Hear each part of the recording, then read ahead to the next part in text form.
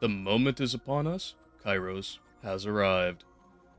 Morning, everybody. Here we are in Biologic Categories to resume with both of our delightful experiences of playing Bioshock Remastered and reading Aristotle's The Categories.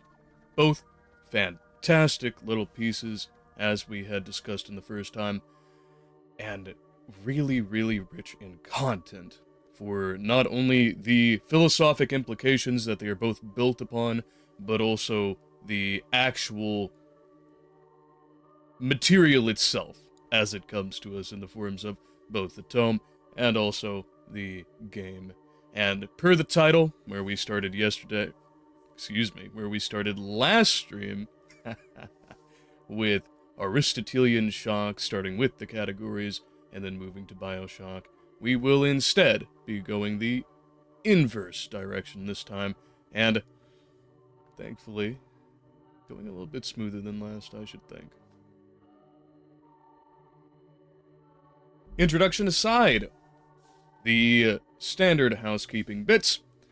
Yes, indeed. On that note of hopefully being a little bit more technically sufficient for the purpose at hand, I do believe that I've properly learned the few little tricks, ins and outs of Bioshock, and that will be remediated insofar as the difficulties with capturing both audio and video.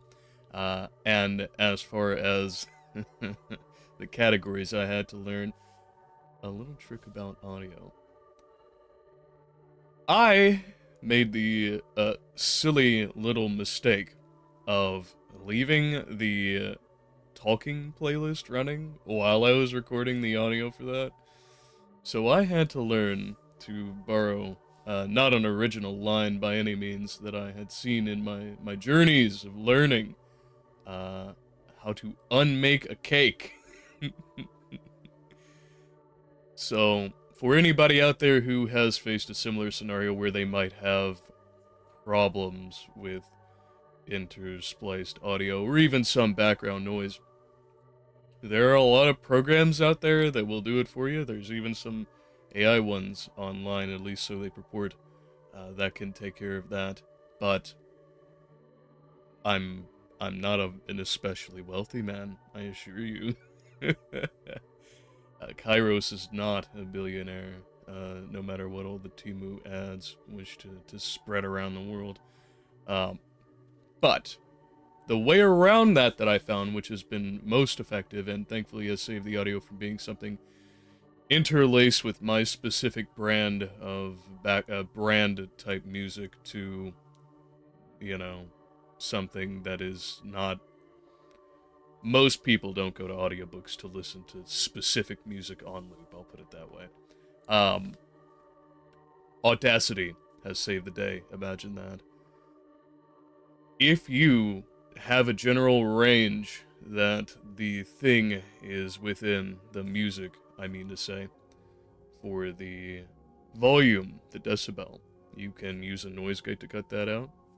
Make sure that you leave enough release time or decay time as it's listed in Audacity, and then noise gate that off, because usually the vocals are much louder, and then go into one of the effects and elect to isolate audio. There's a very minor amount of degradation just because it's cutting out a little bit of the sound, but it has saved the day. Bless Audacity. Honestly. So yes, thankfully we will not have to re-record that either live or in my own time, and it will be worked upon post-haste probably as soon as I finish this stream. I'll get to that. But insofar as today goes,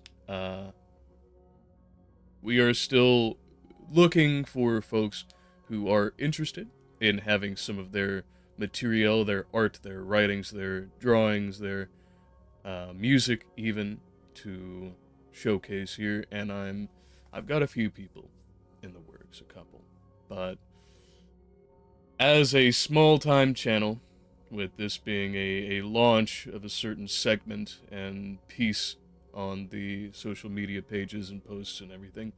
Yeah, it's not the absolute easiest to find individuals who are willing to invest their time and effort into it, and not having the utmost of brand recognition up to this point, they're probably a little bit leery of don't steal kind of moods pervading the internet, and me being a small-time individual, understandably.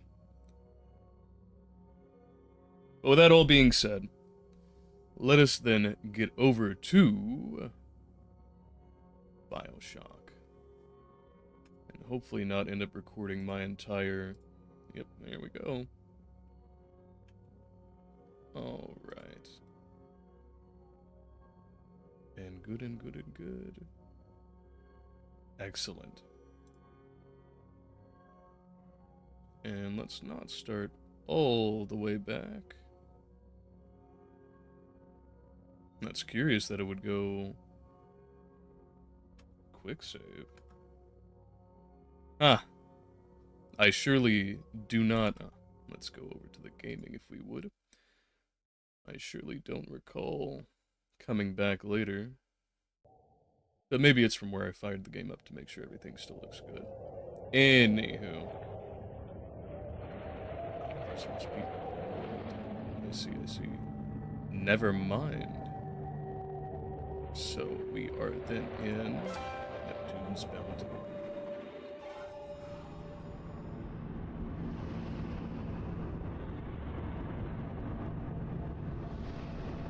It's still playing through.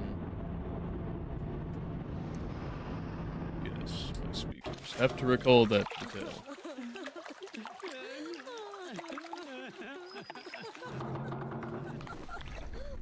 And yet it's not playing through my headphones. Well, that's very interesting. I was just listening to the game through my headphones. We'll take a small recess. We'll be right back.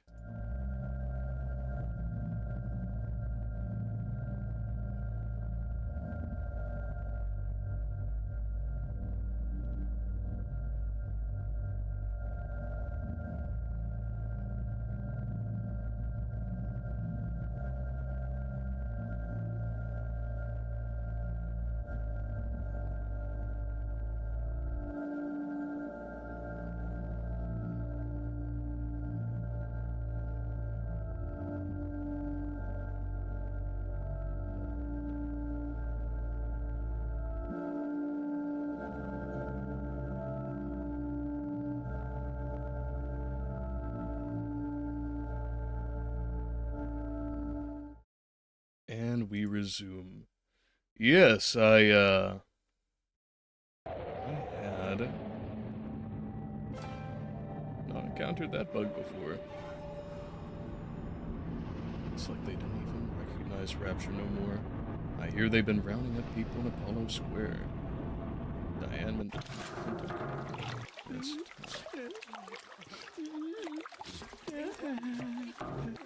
You know, I entirely forgot about the crying.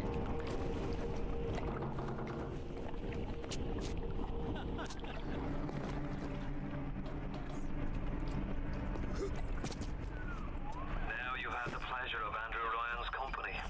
He's the one who built this place, and he's the one who ran it into the ground. Nobody knows exactly what happened. Maybe he went mad. Maybe the power got to him. Maybe he just decided he didn't like people. Whichever way you slice it, good men died. My family's in a submarine hidden in the foundation of Fontaine Fisheries. I'll meet you there. I guarantee you will. That's a lot of nice rounds. Lots and sons. How about that? Well, there's certainly lots of crates.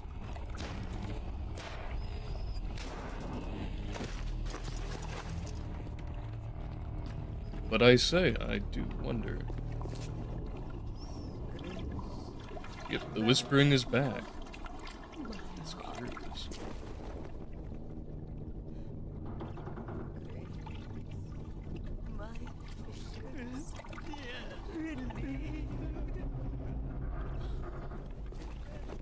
Thar be ghosts.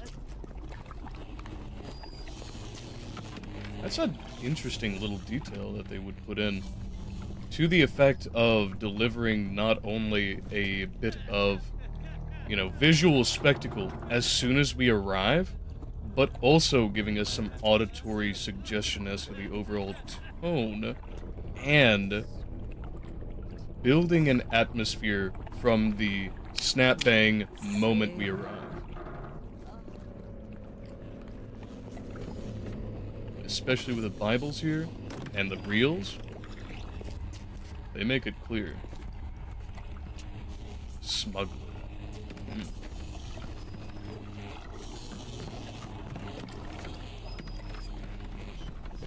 Status of value. Thankfully, this one's a little bit more charitable than the past art.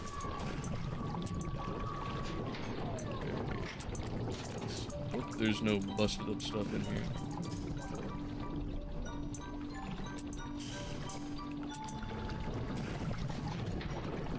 You know, a lot of people I recall at the time of this game's arrival on the scene were somewhat critical of the little pipe games, and well, they definitely break the flow of things. I think they actually do present just enough of a split from the action that it is useful to give us a break from the high-intensity horror action. Right, let's see about this gene bank. Engineering products, you said.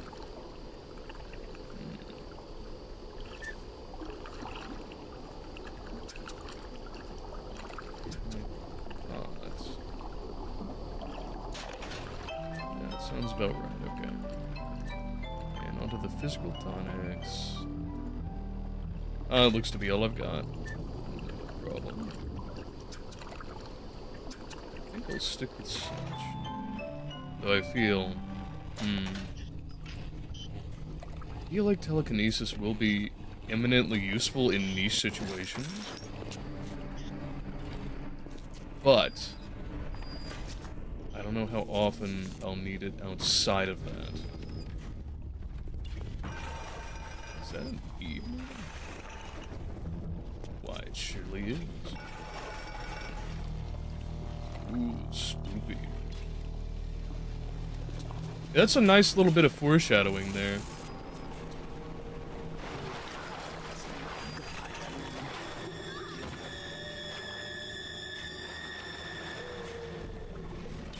Hang on, wait a minute. 91 days since our last accident. 4 accidents this year. The last year, 2 accidents this year. Safety is everyone's responsibility. And they're off.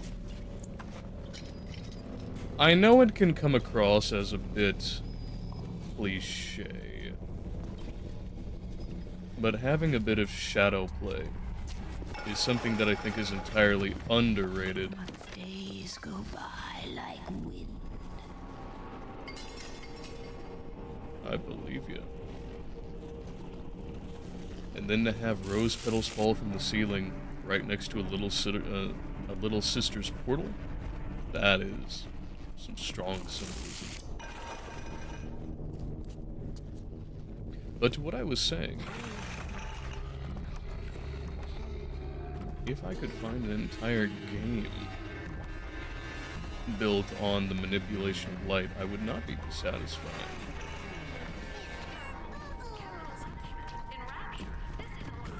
Alright, what we got here? There's something intensely nostalgic. Oh, hello. Well, that's not especially nostalgic, I'll say.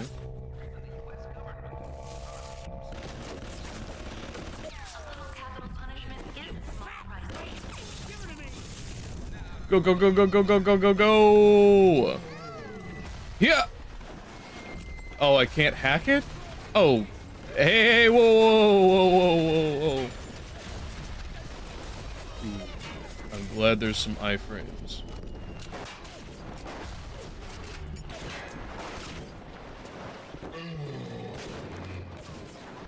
What is that? Ooh. Yes, please. Time to go indeed. To what I was saying earlier, there's something intensely nostalgic about tight, cramped quarters and this specific color scheme. It reminds me of some of the earlier adventure platforming games that I played, like Ratchet and Clank.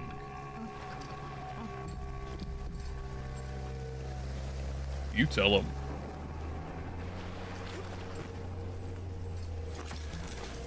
Thank you for clearing the way. Now that is a mine. I was hoping I might be able to disarm it. Few too many RPGs, I think, have trained me.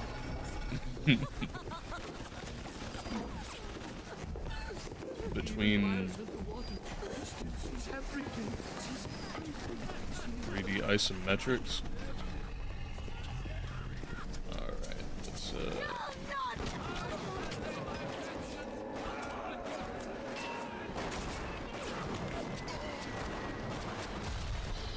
oh, yo, no kidding. I'm really out of ammo for that now. Take care of him, will ya?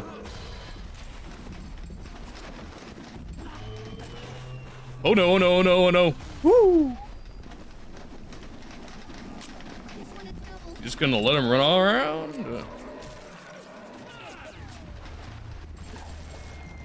I guess the answer was yes.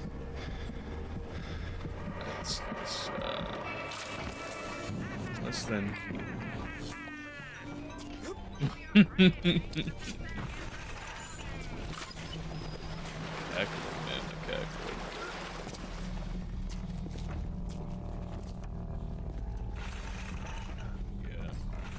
Yeah. I bet there's a way to cheese you, isn't there? Hey, I ain't doing anything. I'll leave you be.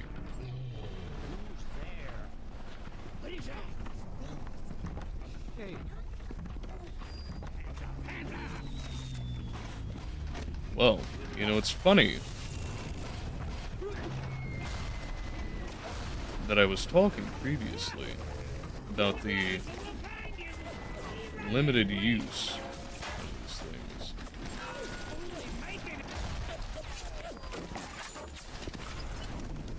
My man had a monologue planned out for that. Gotta respect it. What's down there? Ooh. Something less than friendly to things.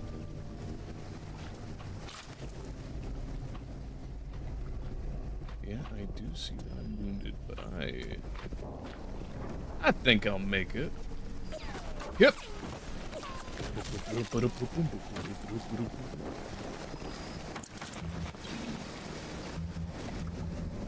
You don't have an health kit, do you? Fortunately not. Yep. Got him. Yep. Oh, spicy. Alright, now, this is for the Eve syringe. Let's call here real quick. Yes.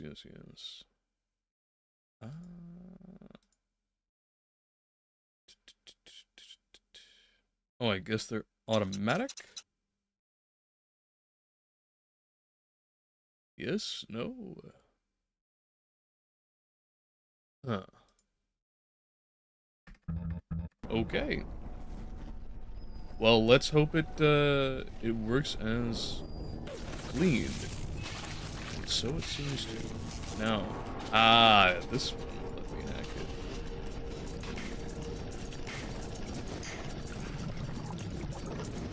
This is gonna be a spicy meatball.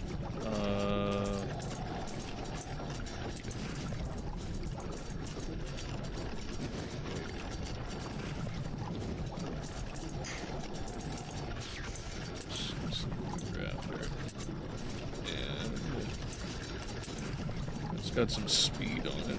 It's not the worst in the world. There we go. Fortunate that. And a high just for me. We're putting all the bathyspheres in lockdown until further notice. Ryan had us install some kind of genetic device into the thing, so only Ryan and his inner circle will be able to use them without dispensation. But the boys tell me the keys are pretty unreliable. Sisters, cousins, anybody in the ballpark genetically will be able to come and go as they see fit.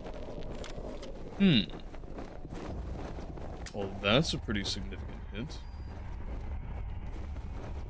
That would mean that we are absolutely a relative of some description.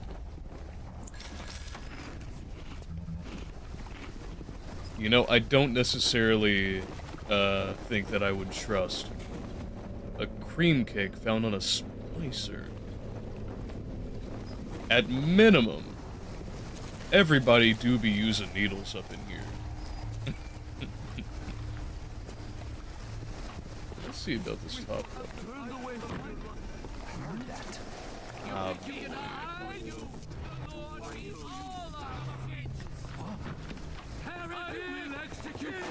I thought they were...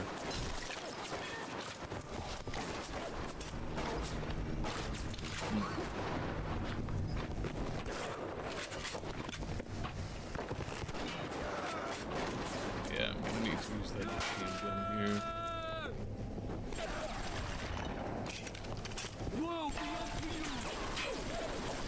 Very much resembled the bombardiers.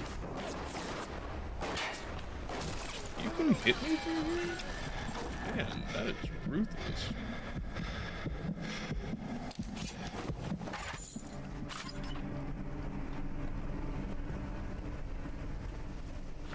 I'm on instant death mode right now. Where and how?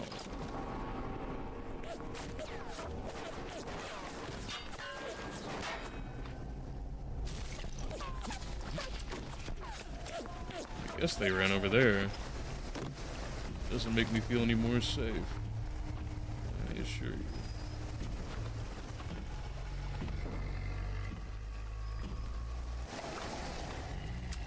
Saw something glittering. Ah, that would be the fellow from earlier. Eve Coffee? What is this? Dune with its spice coffee? Ah, you got me. Well done. Oh, can't do anything with that. Surprised there wasn't a touch of an Easter egg there. Maybe give you some Eve. Hey, fella. Hey, I'm leaving you be. Have at your business. I'm trying to get by ya.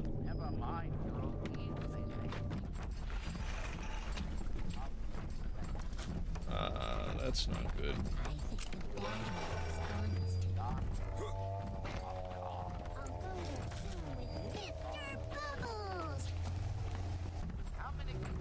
There's something terribly endearing about that. You know, I've never thought about it before, but little sisters kind of have tiefling vibes.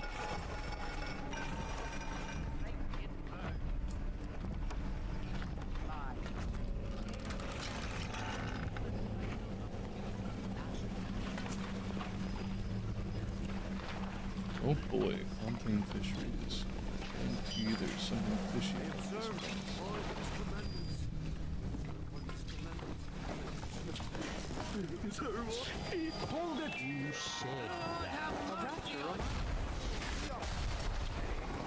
Yep, they got me. They got me instantly.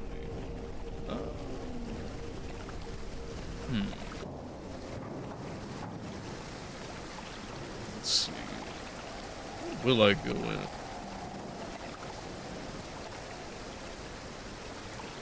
Surely that doesn't just let me immediately choose who I will.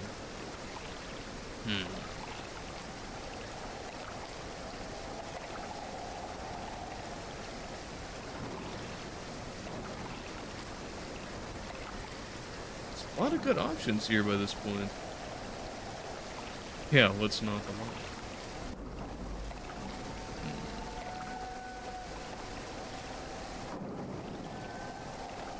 I'm definitely going with health, and I think I'll do... I can afford this right now. I believe I'll go with that. Knock foes back with hurricane force. Laugh as they bounce off the wall. Feels like we'll have a lot of utility, and probably be at a reduced price. I appreciate that we're straight up stuck with the wizard hand as the default. Oh, that's not good. Uno momento as I get my napkin back in order. Help me, Madonna. Help me find this sinner. Yeah. I'm just lost. Ah, so that's quite limited in range. Like, actually, I'll go back. Never mind. I am toast here. 1,000,000%. And there's a shotgun.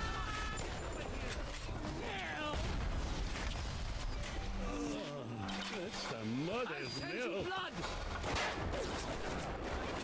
Yep. But something is exploding. All the way back here, nearby.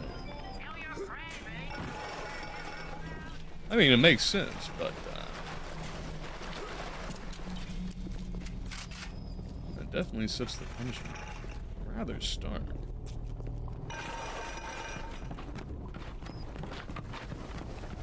Alright, let's try again.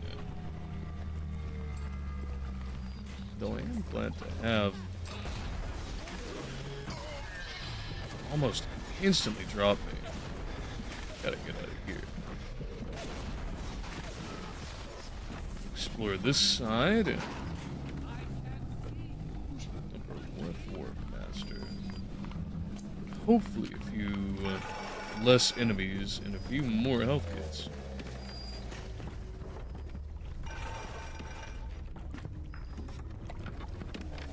Ah, this is just the end of the port. I see. But I don't believe I ever checked out the top side. What is going on? Ah, someone must be up there. And surely they are. I am the Lord.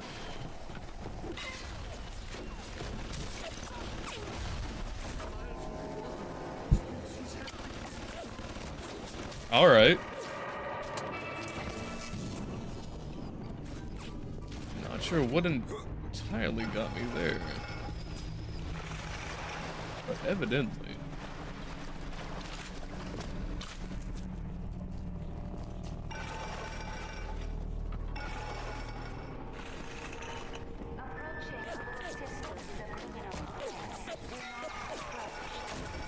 I was just thinking to myself, there ought to be that machine gun down there on my side.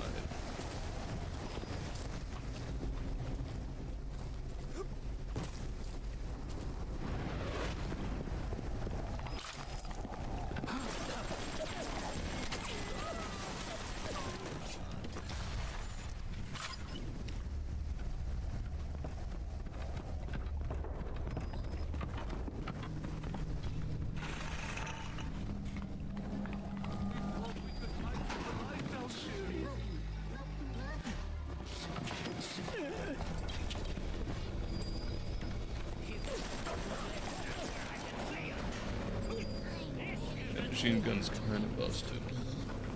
Oh, you're kidding me. I didn't... wait there. Siggies, please. Whiskey works. And of course that deals damage, as you would. So I'm gonna just put it right on use them? No, but it'll surely make 2 jets aflame. There's a lot of compressed something in there.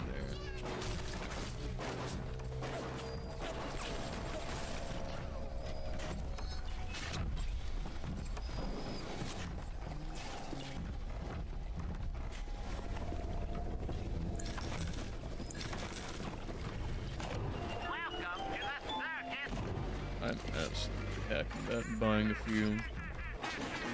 Alright, let's see what we got here. Shall do.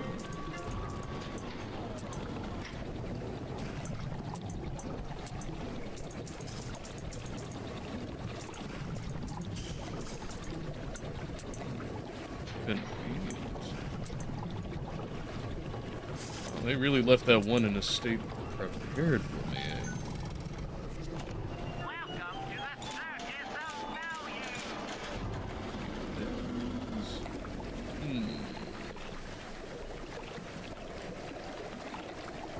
Good on everything else. For now. We'll see how long this all lasts.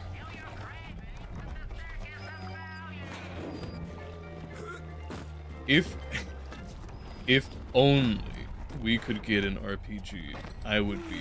Blame a lady who craves variety. You know, I guess not me.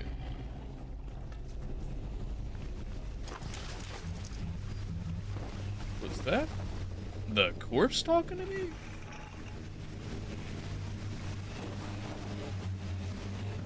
Looked like the meat hook there was glowing for a second. And one day the gentleman stopped calling.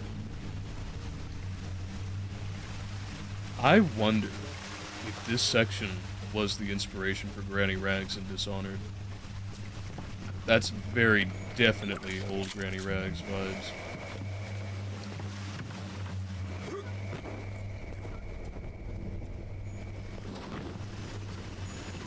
That is going to be an interesting conversation. I'll preserve that for a second. Let's see if there's anywhere else we might need to be. Huh. Curious that you can't get up there. I don't know what purpose that has. Let's check out the rest of this level first.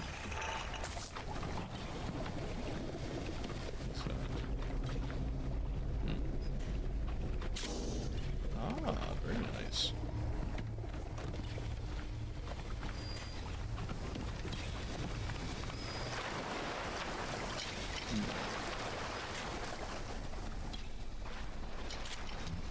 I thought I saw something there.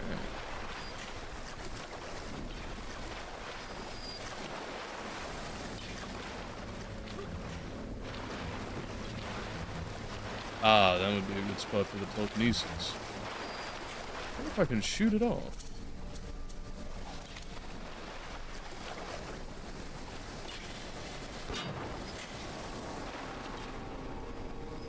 I think it moved, but it definitely did not fall off.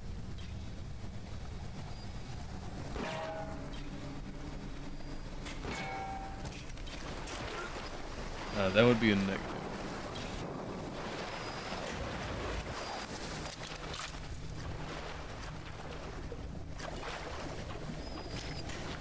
I don't know where they think they're going.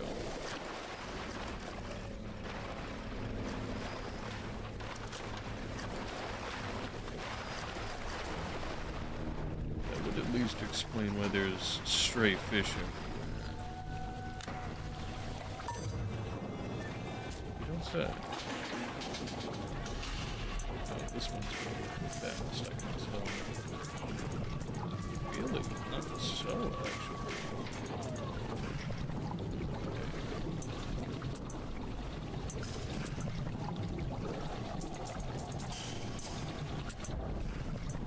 Not friendly slow, but also not tremendously fast. Oh no.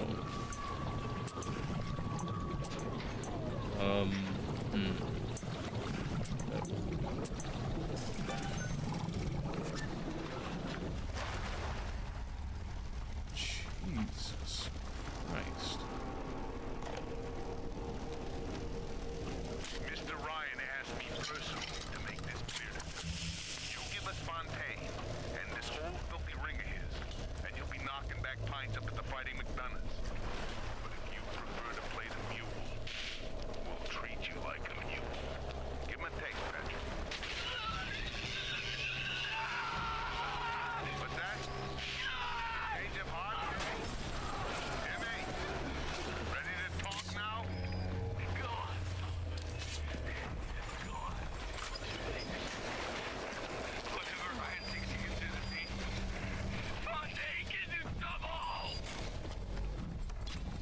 Well,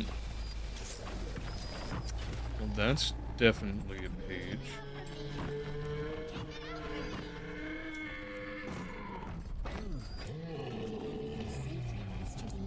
So then the Bible toters working for Fontaine. That is quite something.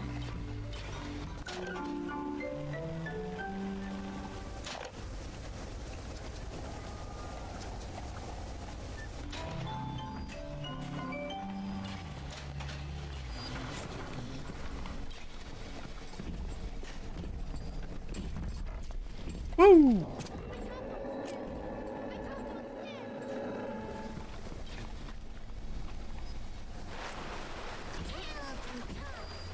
Oh, I did knock it off. Very nice. Those revolver rounds are something spooky. Let's see if we can get that. Well, I think that was a worthy exchange. I'm glad to see, rarely in games do we tend to find little skills like this that are intriguing actually being applied in a regular fashion. And now I do understand this is fairly early in the game, but if they keep up with the pace of at least allowing collectibles to be only accessible by telekinesis or some other exercise of wit, they might actually prove the exception to the rule here.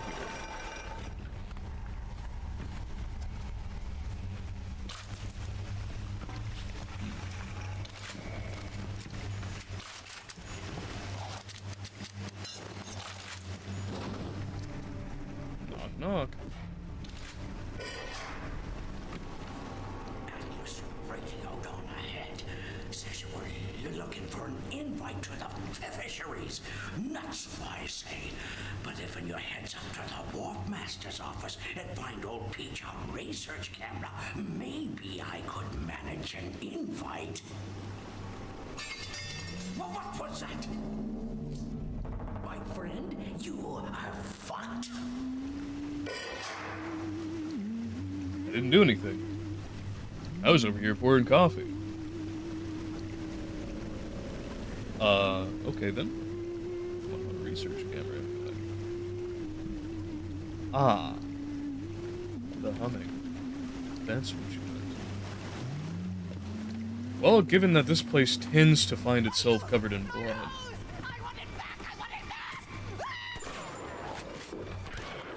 Ah. Man, that's dealing exceptionally little damage. What? Are you?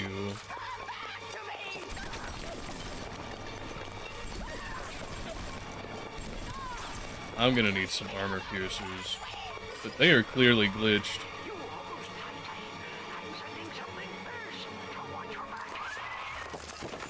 Oh. Oh! Thanks. That'll go far for sure.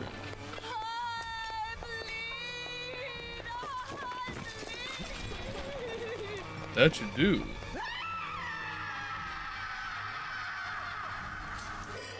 It's too tough for you. Look on the left. You'll find something to keep you alive. Now, Ooh. and take snapshots of those that crawls on the ceiling. Then I'll let you into the fisheries.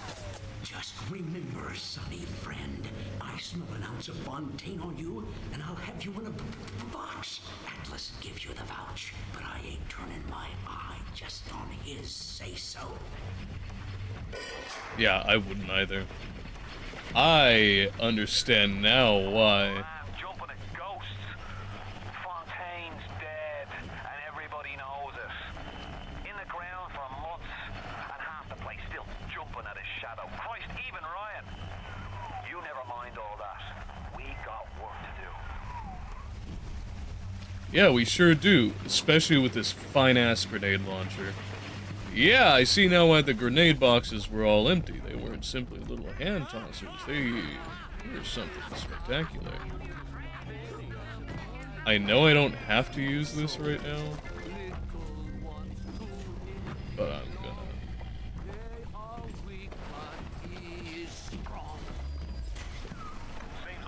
gonna drop a save right quick. He seems a decent enough sort. No doubt you'll wait until after you've done his errands to stick a shiv in your mouth. That is unbelievable damage. Yes, please.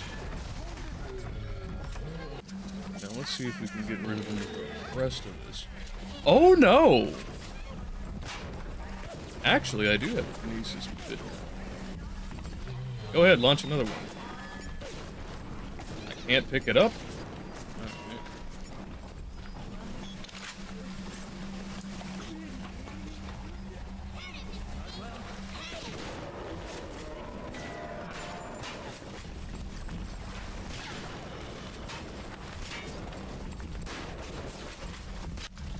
And let's do electric bug. Ooh, no, don't come around here.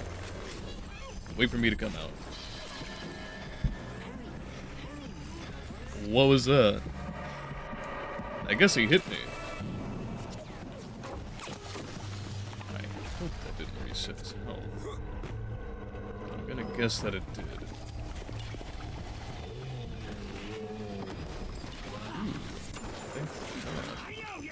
Wasted that. Actually, it's anti-personnel. Let's see. Oh!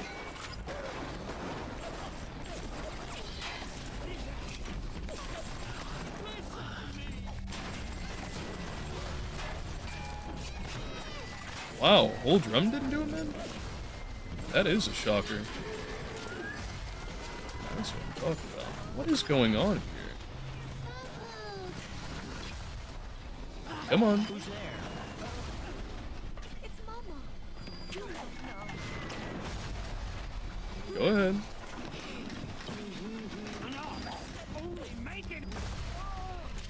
A wise decision. Truly.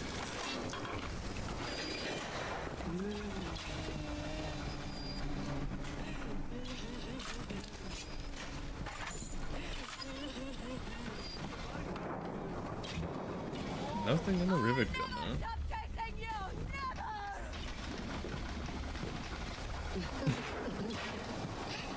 A worthy journey, I'm sure. Let's see. Rosie the Riveter, huh? How about that? Let's risk it. Despite the challenges so far, I don't think it's quite worth the expense of that. Wow. You have shown kindness to my little ones, but are you really a friend to us? Regardless, a little one brings you a gift to demonstrate our appreciation. Wait, what was that? I'll see what Gene bit. Oh, how adorable.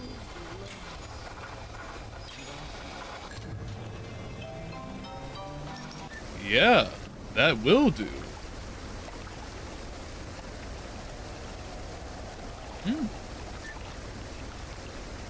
Well, as cool as that is. Cry out for Big Daddy's help. Make him think you're a little sister. Watch as he fights to protect you.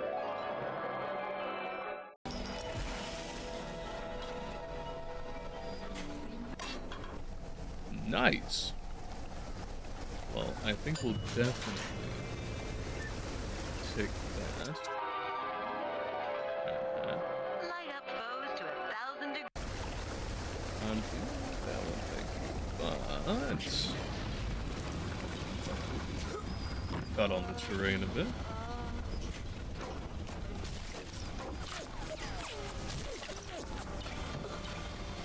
Who and where?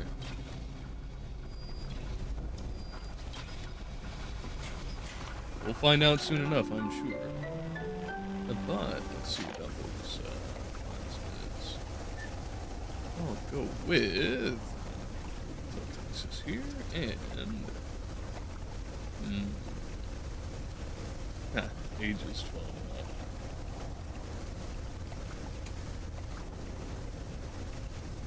and up.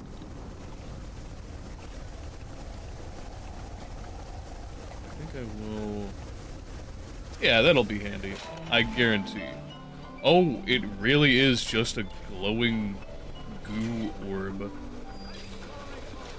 That's positively Lovecraftian. I wonder...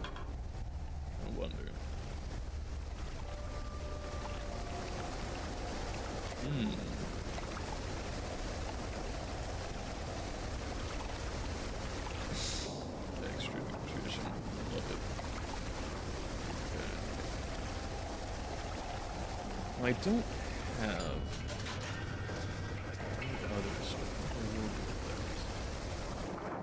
I think I need a different production. Okay. Feels nice to be upgraded and restocked.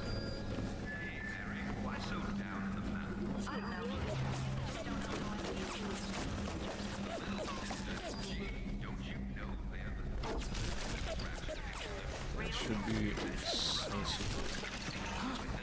I'll wait on that.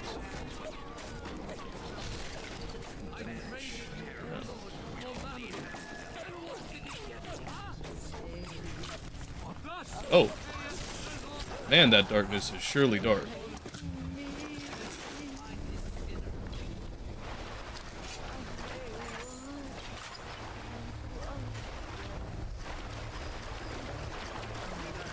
I would have sworn that I came around here. Now that was where the buck was. Was it? Pistol rounds. Interesting. Where is that message?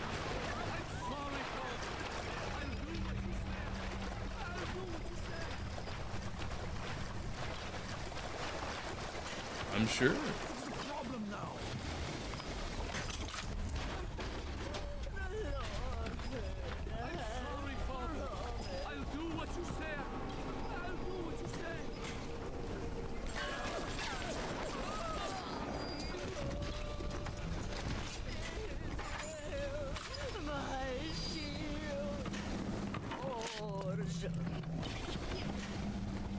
But how then? How now, brown cow? Monster, I can see you.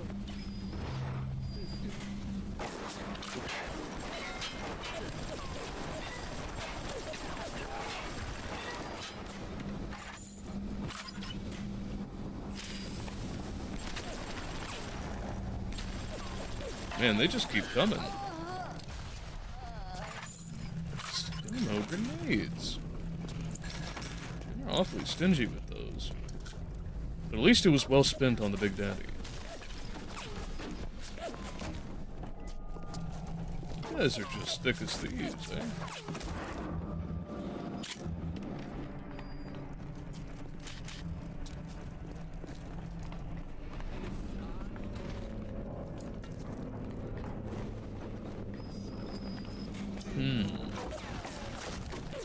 I'll be keeping an eye out for that. Aha! And now 15 splicers will up down here, too. Waiting for it.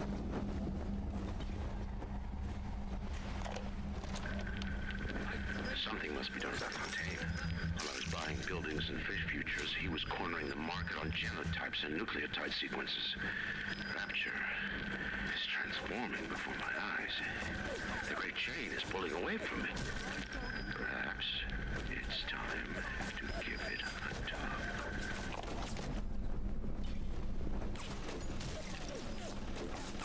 What? Ah. Jesus loves me, this I know, for the Bible tells me so. Little ones to him belong, they are weak, but he is strong.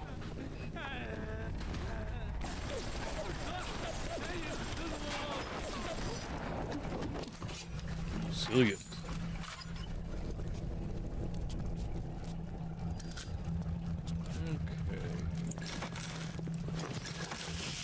Has some interesting implications, that last tape. I had been suspecting by this point that Fontaine had become something of a monopolier. A Rapture reminder. We all have those. And the temptation to break curfew to make a little extra money. Break it. That rather offers some confirmation directly from the horse's mouth.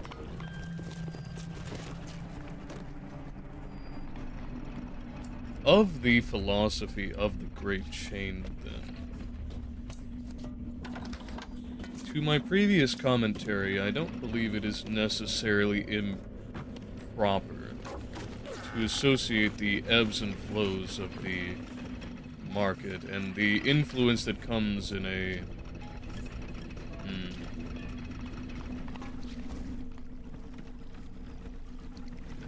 How should I say it? Currency-oriented, I don't recall the specific word. Currency-oriented power structure.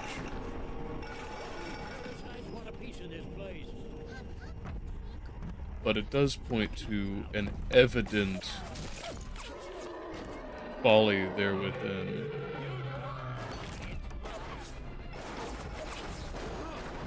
Ooh, man, those are some crack shots. I'm gonna get that Big Daddy's help. Have at. Wow, that takes a whole bar of Eve, huh? Get him! That's what I'm talking about. Go on, get him.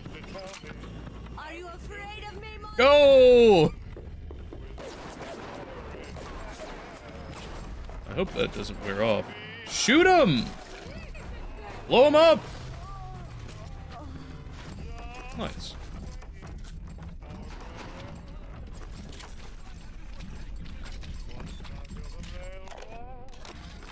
I saw one of these smugglers having a game of catching on the docks today.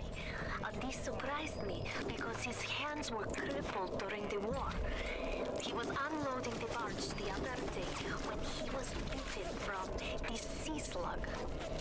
He woke up the next morning and he found he could move his fingers for the first time in years. I asked him if he still had that sea slug. As luck would have it. He did. That at least explains Little Sisters. Another prime example of properly integrating... Oh, well, that's a good indicator. Another good example of properly indicating and integrating the bits of lore. Darling Masha, we don't know what has happened to you. Ryan's men have taken you away and said you are needed to save Rapture. Who needs a child to save a city? But I think it's still crawling up your fence, and I only wonder if you might one day crawl out of this vent and find this. We look for you, but if you find this, come to us. It's a fighting McDonald's in room number 7. The code to our room is 7533. We miss you, our darling child. 753. It'll be good to have in mind. But to what I was saying earlier, integrating not only the bits of lore from the Little Sisters, but also the rationale for the Little Sisters in these tapes so close to one another, along with the effects that that's wrought on the population.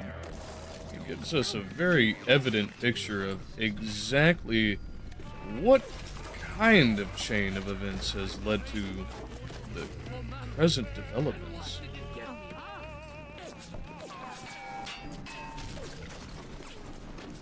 Along with how exactly the whole falling apart of Rapture itself came to pass. At least in the sense of all of the damage, decay, and explosive social effects of gene splicing. Putting that together with Steinman's works, paints a very clear picture of the decay of rampant and unchecked development and ego.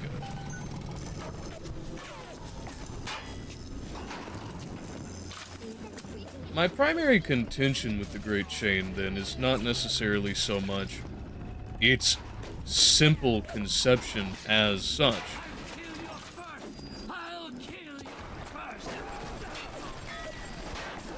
but rather the inevitable consequences of it, both in this piece of fiction,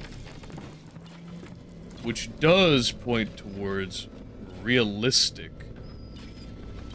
consequences that could be found, that could transpire in the real world.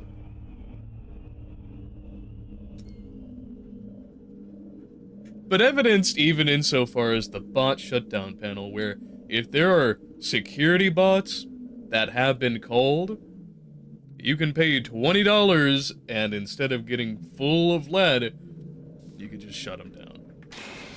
The commodification and territorialization of literally everything.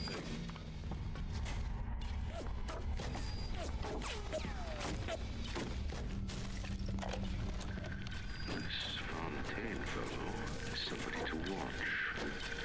Once he was just a menace, to be convicted and hung. But he always manages to be where the evidence isn't. He's the most dangerous type of hoodlum. Kind with vision.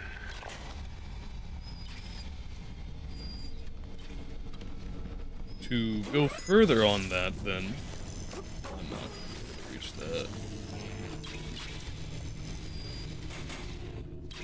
To further on that, then, with the... That's close. With the audio diary that we just heard.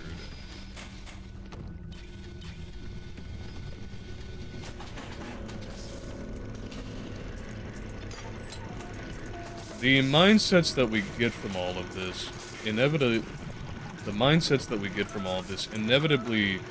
route back, very regrettably, to some form of authoritarianism, whether it comes from the ego of the inventor, the proprietor, or it derives from the simple consequences of unchecked competition.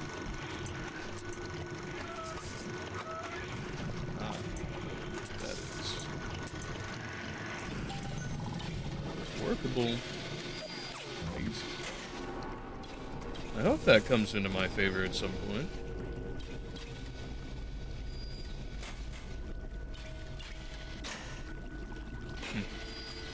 That then we even go so far as to necessitate the outright banning they even market here. Low-level trade goods. Smugglers. As smuggled objects. Religion. Well, I'm not a big proponent of religion by any means. That it is so punishable by confiscation.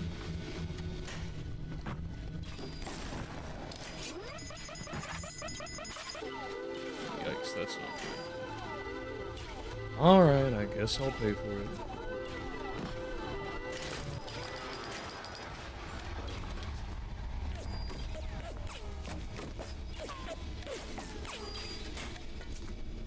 While I'm no grand proponent of religion by any means, the fact of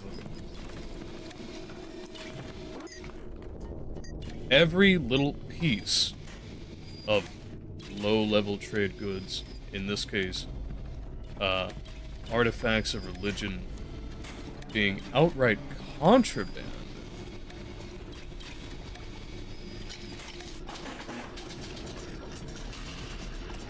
in addition to anyone who happens to be smuggling for it in, to be worthy of grotesque hanging and dismemberment in the public directly at one of the ports of entry to large section of Rapture. It evidentiates the obvious points of contention that would necessarily arise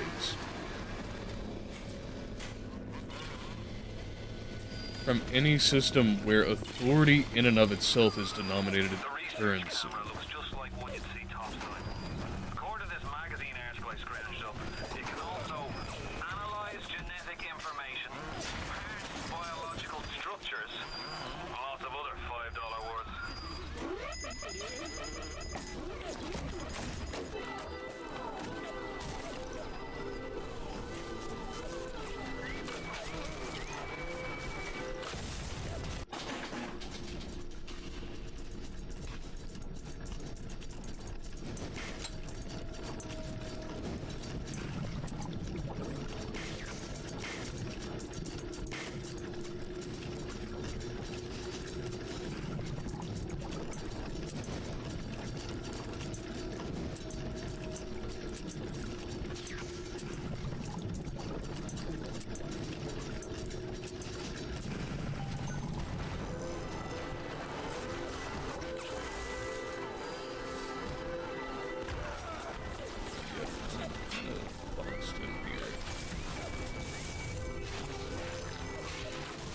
Hack.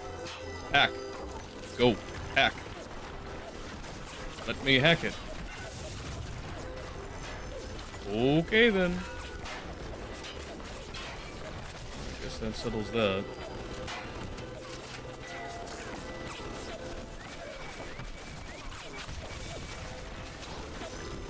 I guess I'm just not allowed to hack anything more than 2 bots.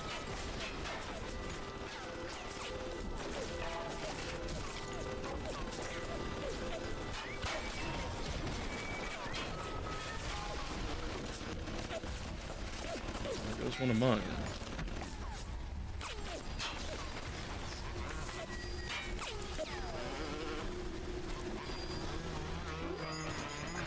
Not again.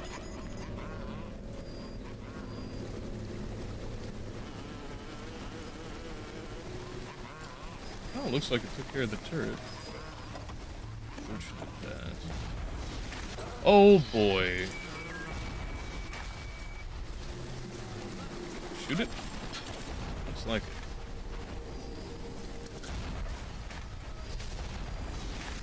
Looks like it took them down right quick. You're just stuck, aren't you?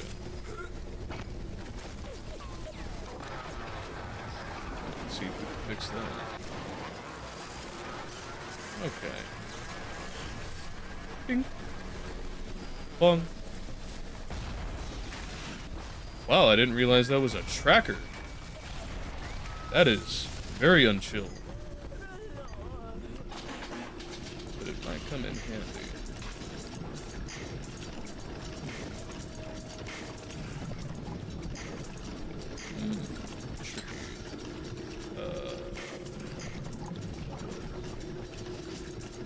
I just need a right-facing pipe, come on.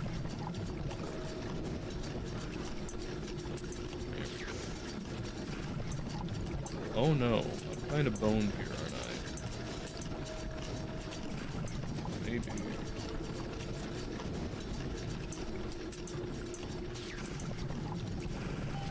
That one was not made to be easy.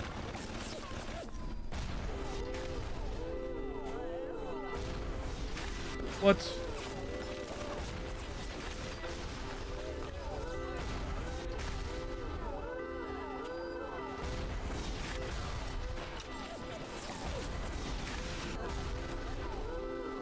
What are they shooting at? Ah, it's a bot. Okay.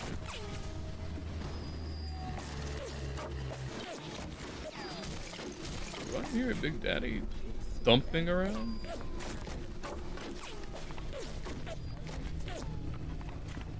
Maybe, maybe.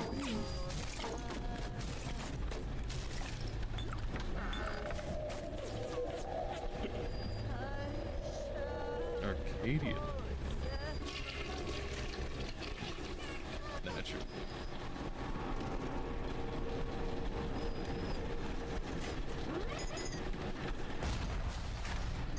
Jesus. Okay. Let's get you. I'm mighty glad I have that slow flow.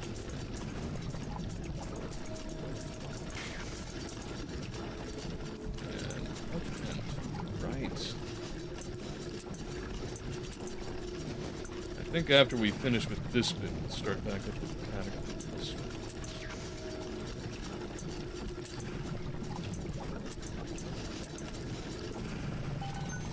And next one. Didn't need to shock it, but you know, why not for the hell of it?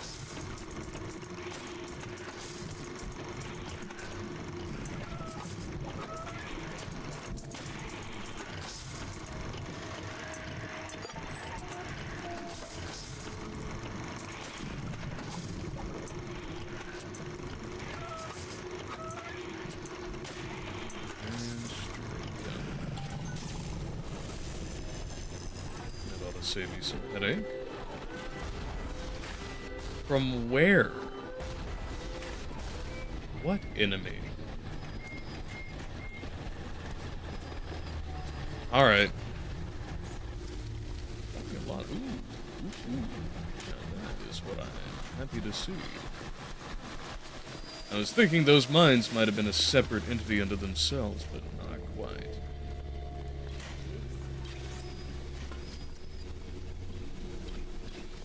Surely that's not a Big Daddy. What was that called? Okay, just a force.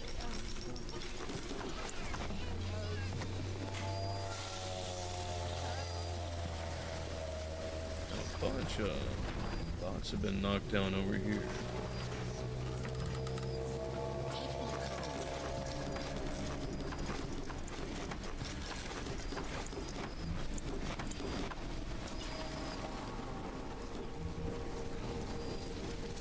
Really, I'm topped up on this one.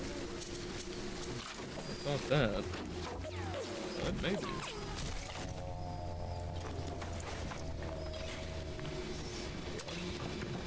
Being stocked up on ammo does not reassure me a bit.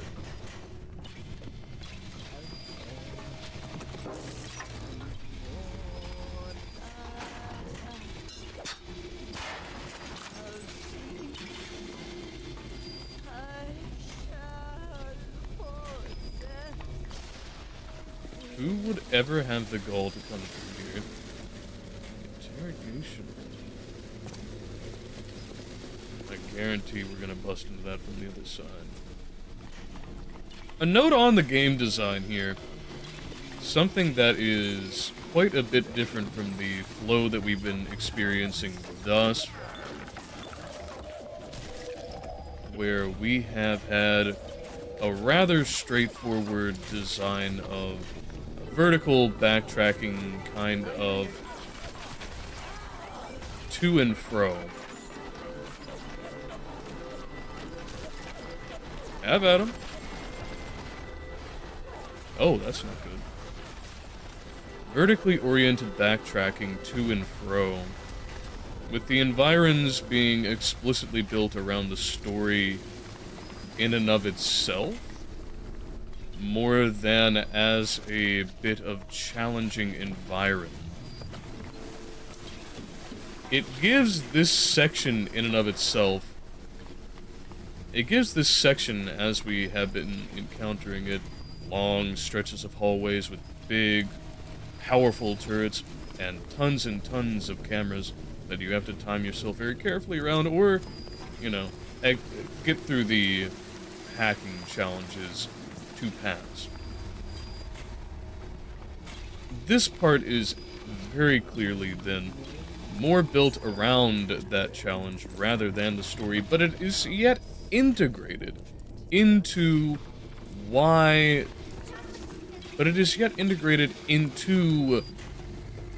the rationale for such a strongly defended area, as this is the area, as this is the spot where all of the contraband and interrogations are collected and put to use. Where all of the interrogations are had and the contraband is collected and stowed away for disposal or reappropriation.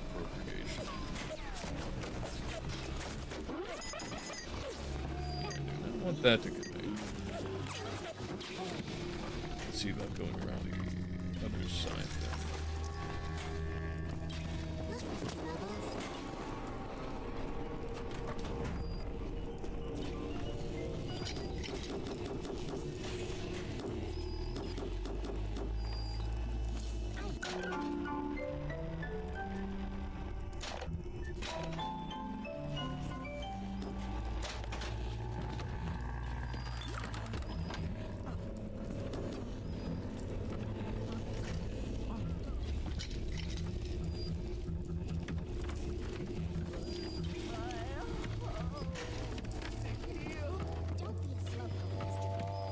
And just as I expected. Jesus loves me, this I know, for the Bible tells me so.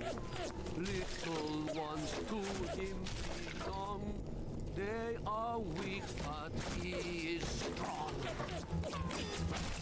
Oh, come on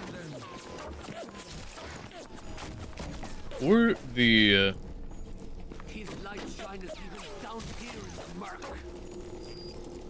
or the singing of such splicers to be based around the Jesus Loves Me song.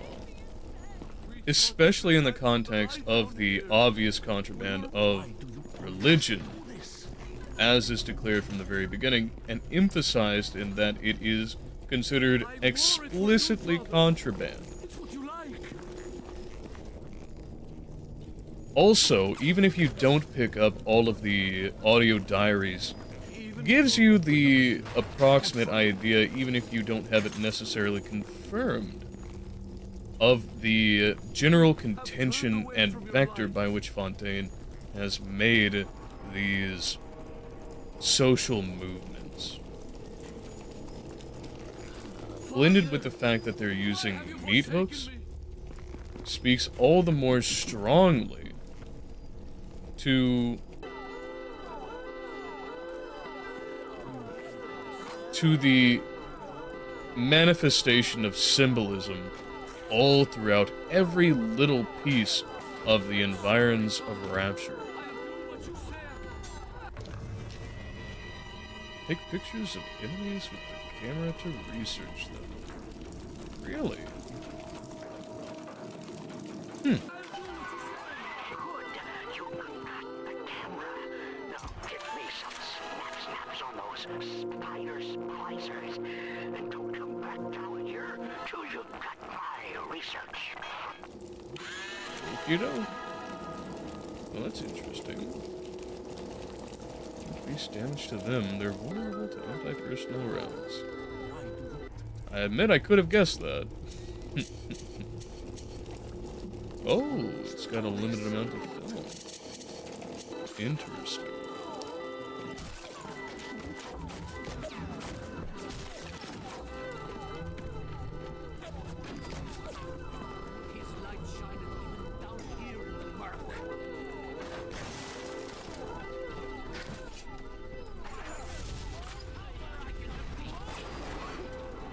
Yeah, I'll let you deal with all that business out there.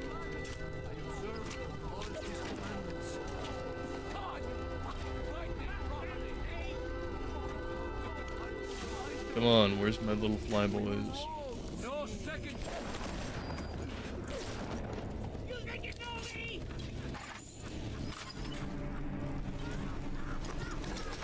Ooh, that one's kind of loaded. No need. Do all of the work taking care of yourself.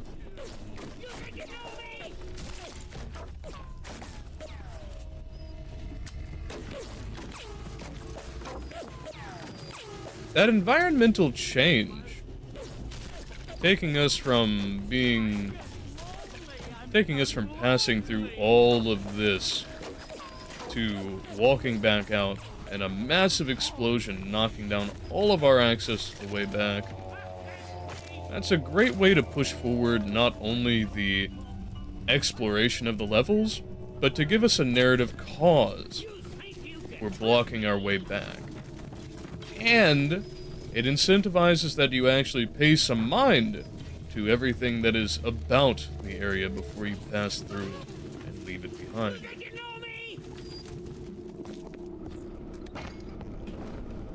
This. I love this. Being able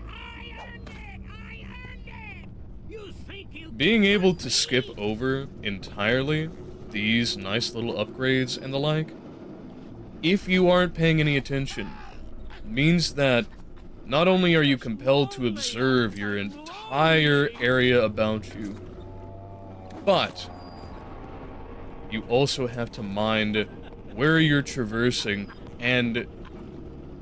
but you also have to mind where and how you're traversing such that you can find all of these little details.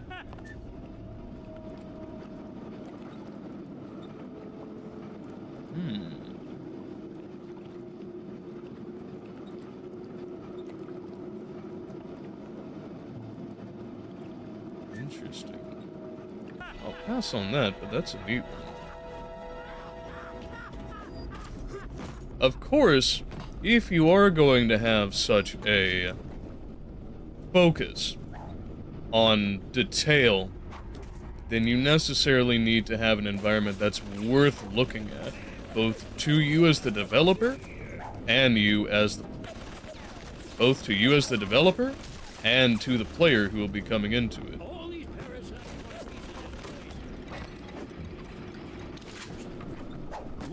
Boop.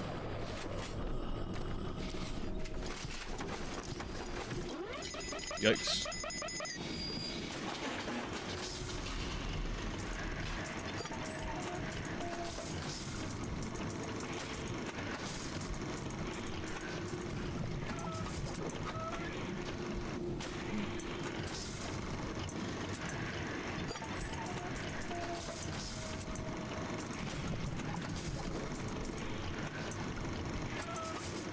Right on.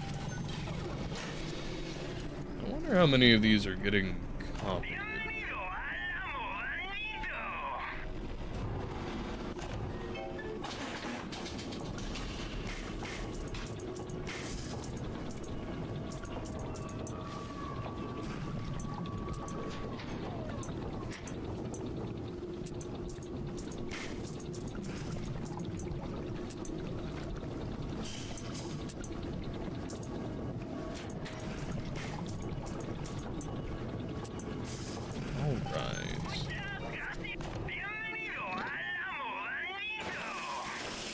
The sheer excitement kills me.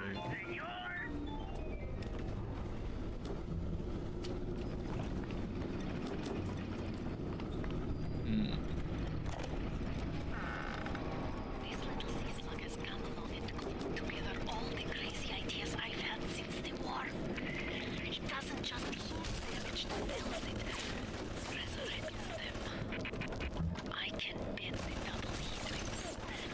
Black can be reborn white, tall, short, weak, strong. The slugs alone are not enough. I'll need money. And one other thing. I don't appreciate black being associated with weak and short as negatives, but I guess you can't help it. This was back in the day. Not a good look, Tenenbaum. Did not age well. Things weren't bad enough. You have the research camera? Good. Guess it's time to get to work for old Peachy. Take the man's pictures, and let's get the hell out of this place.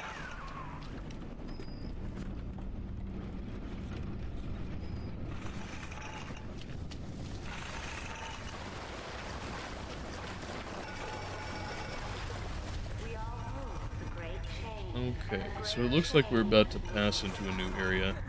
Let's stop here, because I am getting rather compelled by it. It's finally picking up the pace, and we'll come back over to the categories. Part 8. By quality, I mean that in virtue of which people are said to be such and such. Quality is a term that is used in many senses.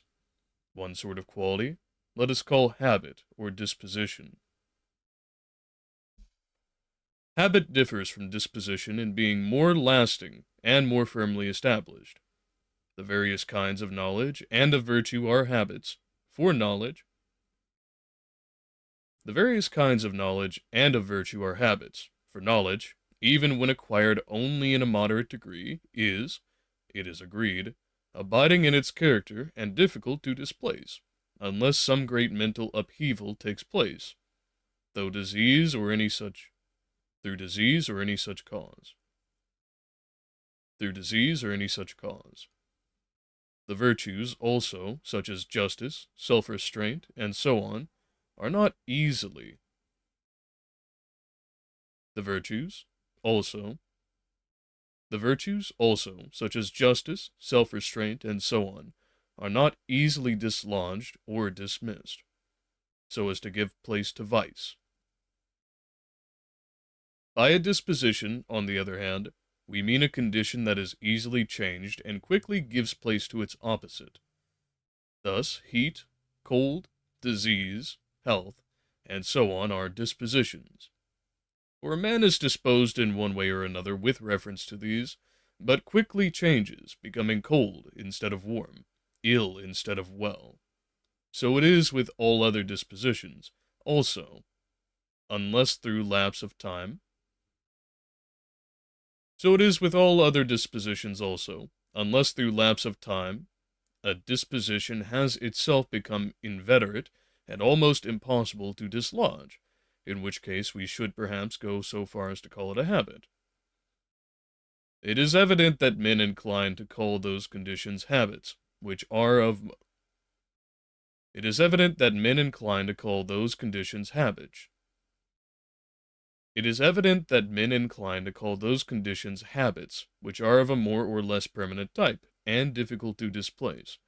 For those who are not retentive of knowledge, but volatile, are not said to have such, and such a habit as regards knowledge, yet they are disposed, we may say, either better or worse, towards knowledge. Thus habit differs from disposition in this, that while the latter is ephemeral, the former is permanent and difficult to alter. Habits are at the same time dispositions, but dispositions are not necessarily habits. For those who have some specific habit may be said also in virtue of that habit to be thus or thus disposed. But those who are disposed in some specific way have not in all cases the corresponding habit.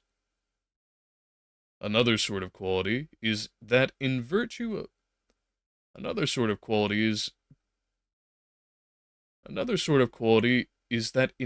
of which, for example, we call men good boxers, or runners, or healthy or sickly.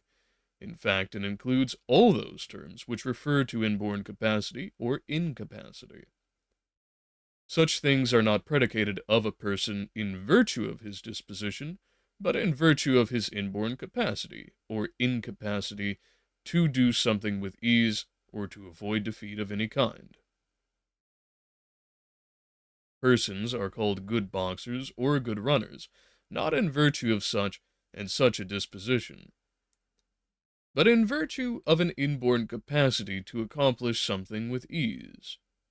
Men are called healthy in virtue of the inborn capacity of easy resistance to those unhealthy influences that may ordinarily arise, unhealthy in virtue of the lack of this capacity. Similarly, with regard to softness and hardness. Hardness is predicated of a thing because it has that capacity of resistance, which enables it to withstand disintegration. Softness, again, is predicated of a thing by reason of the lack of that capacity. A third class within this category is that of affective qualities and affections. Sweetness, bitterness, sourness are examples of this sort of quality. Together with all that is akin to these, heat, moreover, and cold, whiteness, and blackness are affective qualities. It is evident that these are qualities, for those things that possess them are themselves said to be such and such by reason of their presence. Honey is called sweet because it contains sweetness. The body is called white because it contains whiteness, and so in all other cases. The term affective quality is not used as indicating that those things which admit these qualities are affected in any way. Honey is not called sweet because it is affected in a specific way, nor is this what is meant in any other instance. Similarly, heat and cold are called affective qualities, not because those things which admit them are affected. What is meant in that these said qualities are capable of producing an affection in the way of perception. For sweetness has the power of affecting the sense of taste, heat that of touch, and so it is with the rest of these qualities. Whiteness and blackness, however, and the other colors are not said to be affective qualities in this sense, but because they themselves are the results of an affection. It is plain that many changes of colors take place because of affections. When a man is ashamed, he blushes. When he is afraid, he becomes pale, and so on. So true is this that when a man is by nature liable to such affections,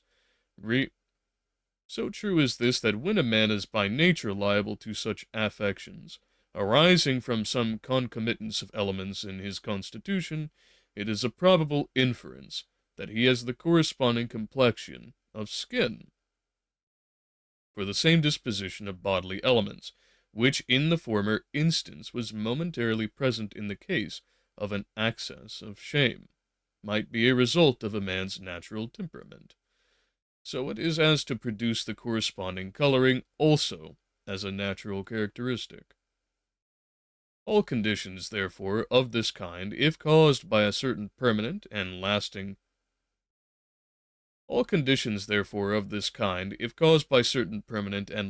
affections, are called affective qualities. For pallor and duskiness of complexion are called qualities, inasmuch as we are said to be such and such in virtue of them, not only if they originate in natural constitution, but also if they come about through long disease or sunburn, and are difficult to remove, or indeed remain throughout life.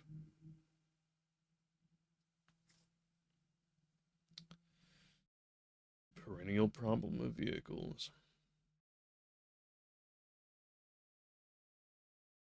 Well, it's a good time to take a coffee sip anyway.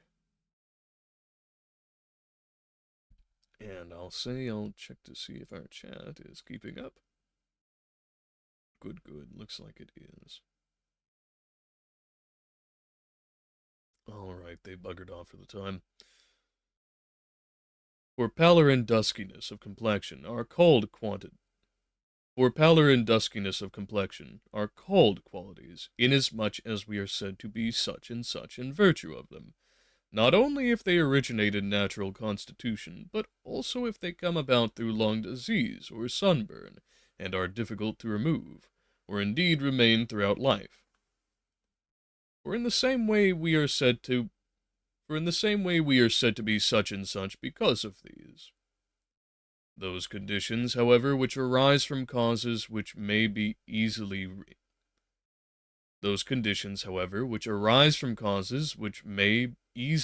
rendered ineffective or speedily removed, are called, not qualities, but affections. For we are not said to be such in virtue of them. The man who blushes through shame is not said to be a constitutional blusher, nor is the man who becomes pale through fear said to be constitutionally pale. He is said rather to have been affected. Thus such conditions are called affections, not qualities. In like manner, there are affective qualities and affections of the soul.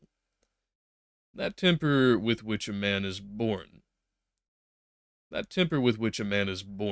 and which has its origin in certain deep-seated affections, is called a quality. I mean such conditions as insanity, irascibility, and so on, for people are said to be mad or irascible in virtue of these. Similarly, those abnormal physic states, which are not inborn, but arise from the concomitance of certain other elements, and are difficult to remove, or altogether permanent, are called qualities. For in virtue of them men are said to be such and such. Those, however, which arise from causes easily rendered ineffective are called affections, not qualities. Suppose that a man is irritable when vexed. He is not even spoken of as a bad-tempered man, when in such circumstances he loses his temper somewhat, but rather is said to be affected. Such conditions are therefore termed not qualities, but affections. The fourth sort of quality is figure and the shape that belongs to a thing, and besides this, straightness and curvedness, and any other qualities of this type. Each of these defines a thing as being such and such. Because it is triangular or quadrangular, a thing is said to have a specific character, or again, because it is straight or curved. In fact, a thing's shape in every case gives rise to a qualification of it. Rarity and density, roughness and smoothness, seem to be terms indicating quality, yet these, it would appear, really belong to a class different from that of quality.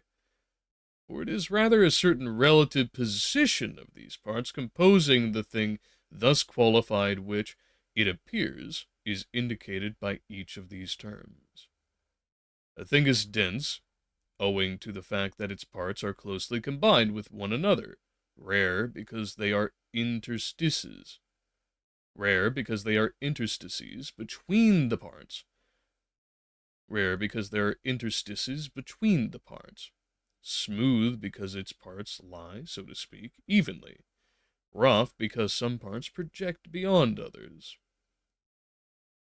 There may be other sorts of quality, but those that are most properly so called have, we may safely say, been enumerated. These, then, are qualities, and the things that take their name from them as derivatives, or are in some other way dependent on them, are said to be qualified in some specific way. In most, indeed in almost all cases, the name of that which is qualified is derived from that of the quality. Thus the term whiteness, grammar, justice give us the adjectives white, grammatical, just, and so on. There are some cases, however, in which as the quality under consideration has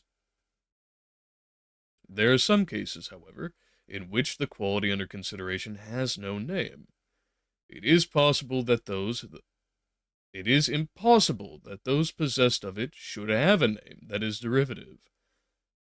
For instance, the name given to the runner or boxer, who is so called in virtue of an inborn capacity, is not derived from that of any quality, for both of those capacities have no name assigned to them. In this, the inborn capacity is distinct from the science, with reference to which men are called, exempla gratia, boxers or wrestlers. Such a science is classed as a disposition. It has a name, and is called boxing or wrestling, as the case may be. And the name given to those disposed in this way is derived from that of the science. Sometimes, even though a name exists for the quality, that which takes its character from the quality has a name that is not a derivative. For instance, the upright man takes his character from the possession of the quality of integrity. But the name given him is not derived from the word integrity. Yet this does not occur often.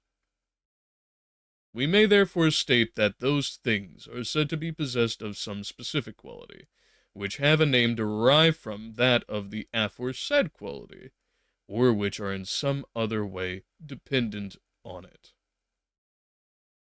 One quality may be the contrary of another. Thus, justice is the contrary of injustice, whiteness and blackness, and so on. These things also, which are said to be such and such in virtue of these qualities, may be contrary the one to the other.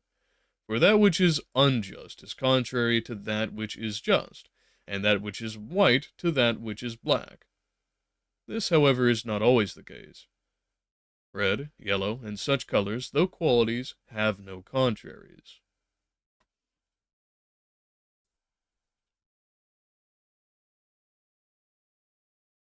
If one of two contraries is a quality, the other will also be a quality. This will be evident from particular instances if we apply the names used to denote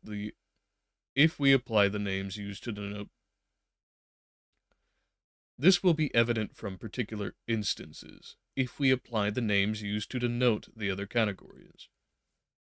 For instance, granted that justice is the contrary of injustice, and justice is a quality,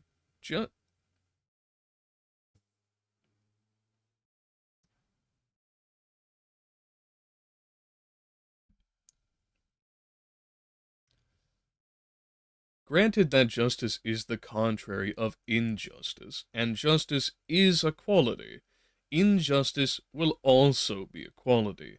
Neither quantity, nor relation, nor place, nor indeed any other category but that of quality, will be applicable properly to injustice.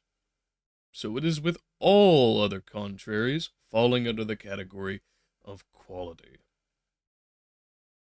Qualities admit of variations of degree. Whiteness is predicated of one thing in a greater or lesser degree than of other. This is also the case with reference to justice. Moreover, one and the same thing may exhibit a quality in a greater degree than it did before. If a thing is white, it may become whiter. Though that is generally the case, there are exceptions. For if we should say that justice admitted of variation of degree, difficulties might ensue, and this is true with regard to all those qualities which are dispositions.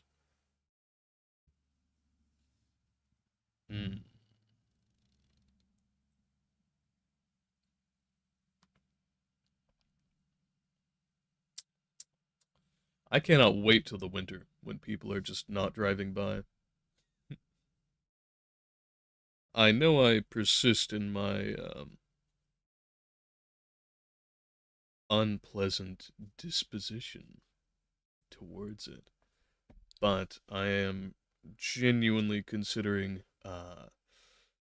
putting up some sound barriers outside because it's getting rather intrusive.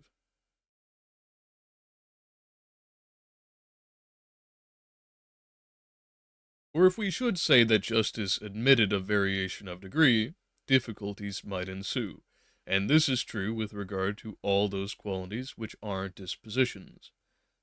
There are some, indeed, who dispute the possibility of variation here. They maintain that justice and health cannot very well admit of variation of degree themselves, but that people vary in the degree in which they possess these qualities, and that this is the case with grammatical learning, and all those qualities which are classed as dispositions. However that may be, it is an incontrovertible fact that the things which in virtue of these qualities are said to be what they are said to be what they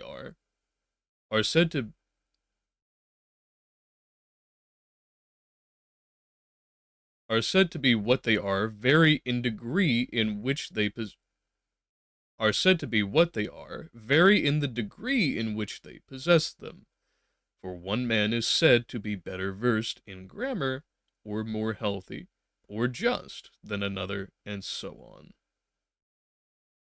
The qualities expressed by the terms triangular and quadrangular do not appear to admit of variation of degree, nor indeed do they have to do with figure, for those things to which the definition of the triangle or circle is applied are all equally triangular, or circular.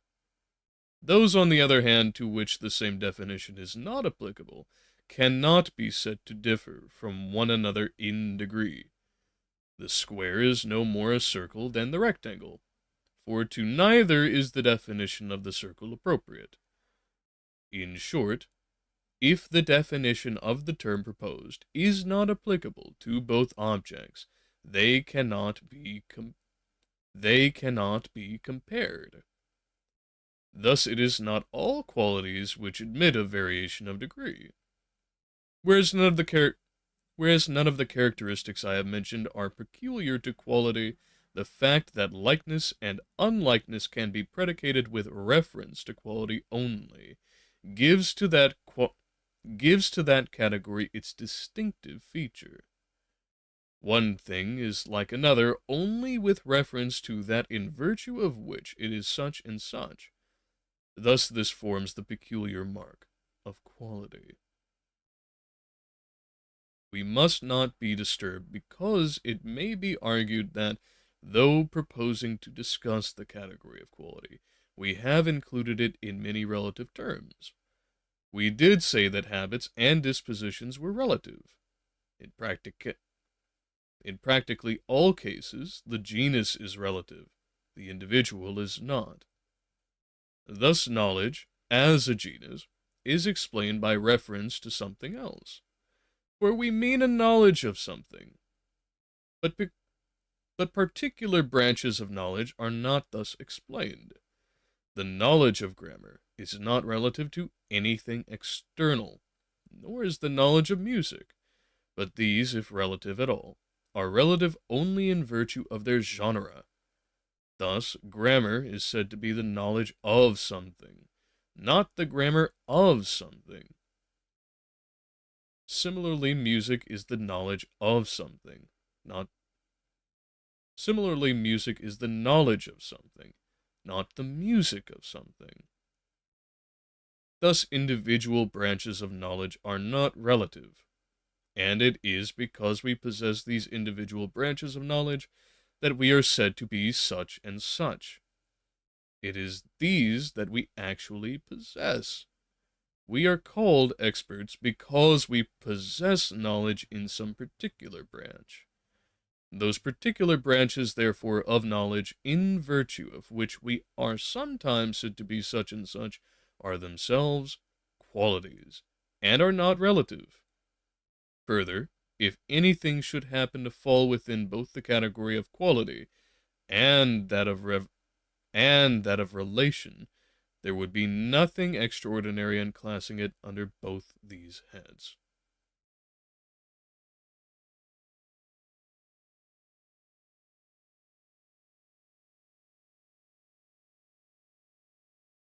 So Section 8 really puts us in the position of differentiating not only the category qua category, but also giving us a thorough explanation of what exactly qualities are and which of those sorts of qualities, which of those species of categories, if you want to think about it like that, are relative and not relative. And not relative. In addition to the definitive explanation of what knowledge is expressly, and why or why not genre versus species are relative, where, as clearly stated there at the end, genre are only relative. They stand in relation to one another, while each individual species is particular and absolute.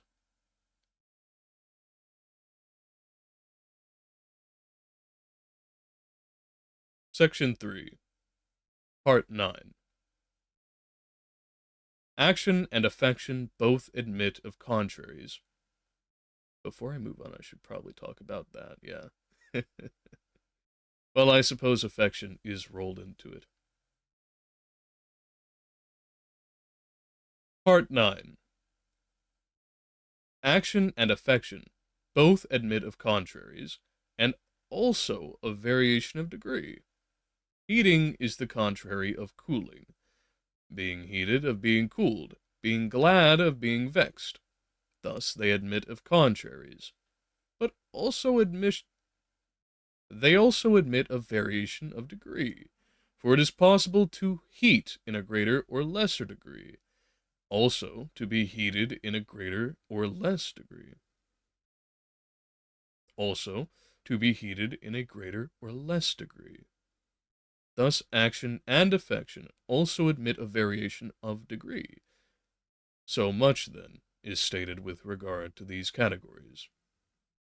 We spoke, moreover, of the category of position when we were dealing with that of relation, and stated that such terms derived their names from those of the corresponding attitudes. As for the rest, time, place, state, since they are easily intelligible, I say no more about them than was said at the beginning, that in the category of state are included such states as shod, armed, in that of place, in the Lyceum, and so on, as was explained before. Part 9 really just reaffirms what we were already considering previously, but it does offer some clarification and specification of affection versus all of the rest of the categories, and delineates where exactly there might be some actual admission of degrees. That is to say, where there might be some spectral or continuous quality of a given category, or of a given member of a category.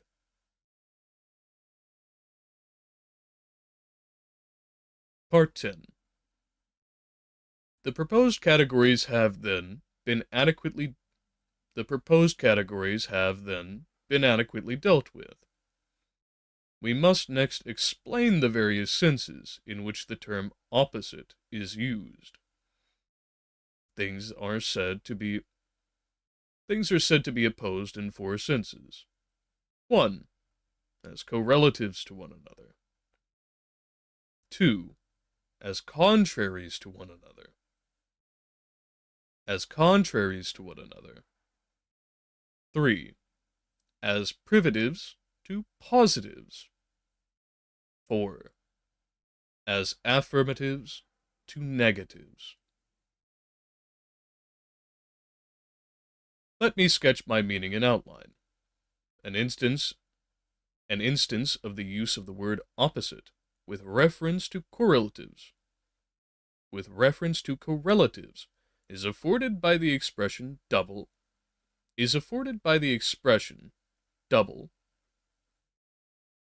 With reference to correlatives is afforded by the expressions double and half.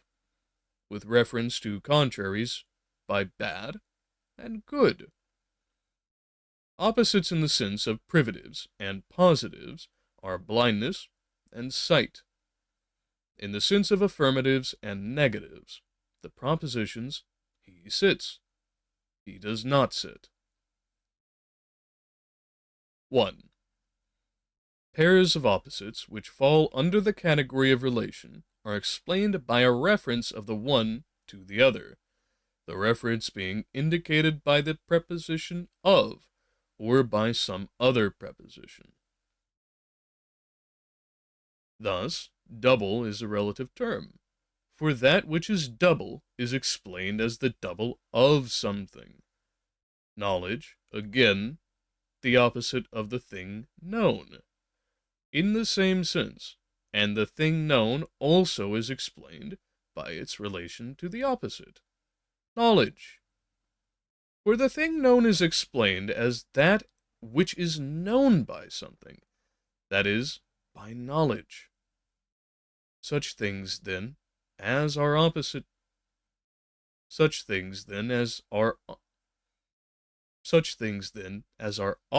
the one to the other in the sense of being correlatives, are explained by a reference of the one to the other. 2. Pairs of opposites which are contraries are not in any way interdependent, but are contrary the one to the other. The good is not spoken of as the good of the bad, but as the contrary of the bad. Nor is white spoken of as the white of the black, but as the contrary of the black. These two types of opposition are therefore distinct. Those contraries which are such that the subjects in which they are naturally present, or of which they are predicated, must necessarily contain either the one or the other of them, have no intermediate, but those in the case have no intermediate, but those in the case of which no such necessity obtains, always have an intermediate. Thus, disease and health are naturally present in the body of an animal, and it is necessary that either the one or the other should be present in the body of an animal. Odd and even, again, are predicated of number, and it is necessary that the one or the other should be present in numbers. Now there is no intermediate between the terms of either of these two pairs. On the other hand, in those contraries with regard to which no such necessity obtains, we find an intermediate. Blackness and whiteness are naturally present in the body, but it is not necessary that either the one or the other should be present in the body, inasmuch as it is not true to say that everybody must be black or white. Must be white or black. Badness and goodness again are predicated of men, and of many other things. But it is not necessary that either the one quality or the other should be present in that of which they are predicated. It is not true to say that everything that may be good or bad must either good or bad. It is not true to say that everything that may be good or bad must be either good or bad. These pairs of contraries have intermediates. The intermediates between white and black are gray, sallow, and all the other colors that come between. The intermediate between good and bad is that which is neither the one nor the other. Some intermediate qualities have names, such as gray and sallow, and all the other colors that come between white and black. In other cases, however, it is not easy to name the intermediate, because we must define it as that which is not either extreme, but we must define it as that which is not either extreme, as in the case of that which is neither good nor bad, neither just nor unjust. 3. Privatives and positives have reference to the same subject.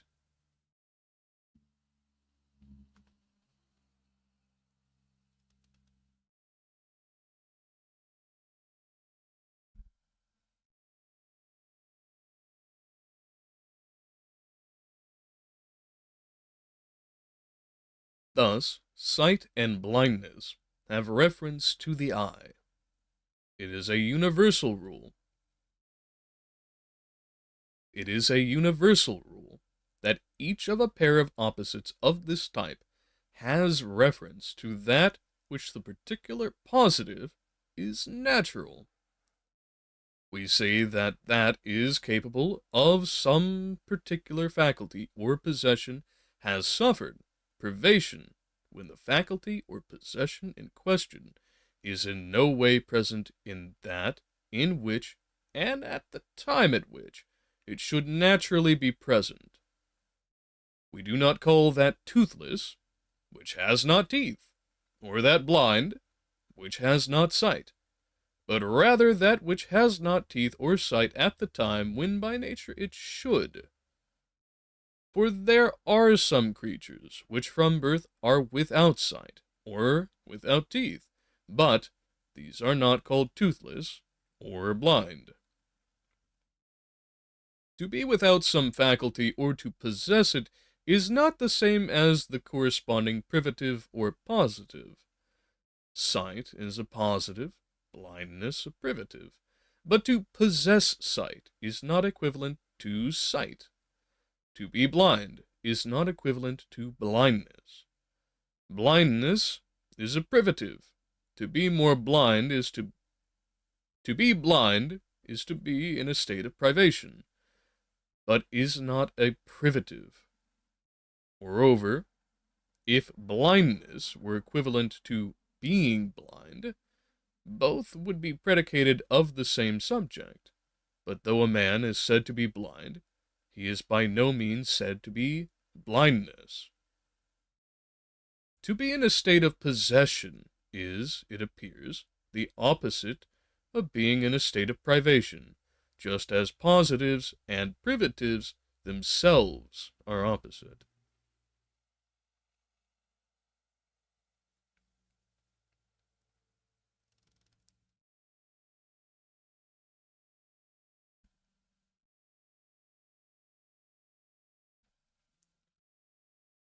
There is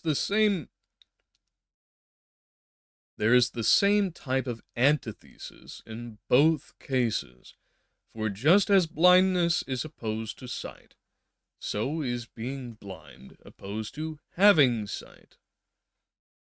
That which is affirmed or denied is not itself affirmation or denial. By affirmation, we mean an affirmative proposition. By denial, a negative. Those facts which form the matter of the affirmation or denial are not propositions, yet these two are said to be opposed in the same sense as the affirmation and denial. For in this case also, the type of antithesis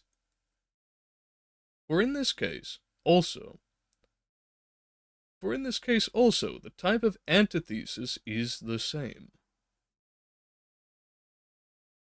For as the affirmation is opposed to the denial, as in the two propositions, he sits, he does not sit, so also the fact which constitutes the matter of the proposition in one case is opposed to that in the other. His sitting, that is to say, to his not sitting. It is evident that positives and privatives are not opposed each to each in the same sense as relatives. The one is not explained in reference to the other. Sight is not sight of blindness, nor is any other preposition used to indicate the relation. Similarly, blindness is not said to be blindness of sight, but rather privation of sight. Relatives, moreover, reciprocate. If blindness, therefore, were a relative, there would be a reciprocity of relation. Between it and that with which it was correlative. But this is not the case. Sight is not called the sight of blindness. That those terms which fall under the heads of positives and privatives are not opposed to each other, are not opposed each to each as contraries, either is plain from the following facts. That those terms which fall under the heads of positives and privatives are not opposed to That those terms which fall under the heads of positives and privatives are not opposed each to each as contraries either, is plain from the following facts. Of a pair of contraries such that they have no intermediate, one or the other must needs be present in the subject in which they naturally subsist, or of which they are predicated. For it is those, as we proved, in the case of which this necessity obtains, that have no intermediate. Moreover, we cited health and disease, odd and even, as instances. But those contraries which have an intermediate are not subject to any such necessity. It is not necessary that every substance receptive of such qualities should either be black or white, cold.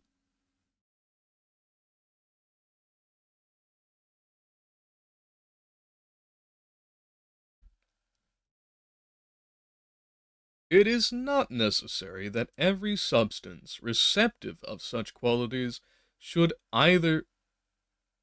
be either black or white, cold or hot, for something intermediate between these contraries may very well be present in the subject. We proved, moreover, that those contraries have an intermediate in the case of which the said necessity does not obtain. Yet, when one of the two contraries is a constitutive property of the subject, as it is a constitutive property of fire to be hot, of fire to be hot, of snow to be white, it is necessary determinately that one of the two contraries, not one or the other, should be present in the subject. For fire cannot be cold, or snow black. Thus, it is not the case here that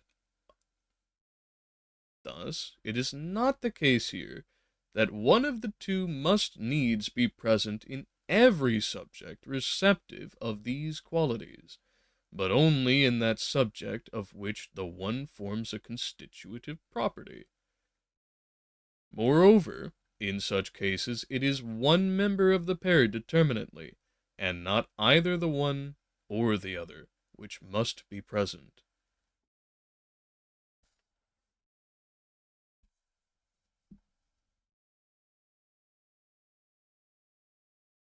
In the case of positives and privatives,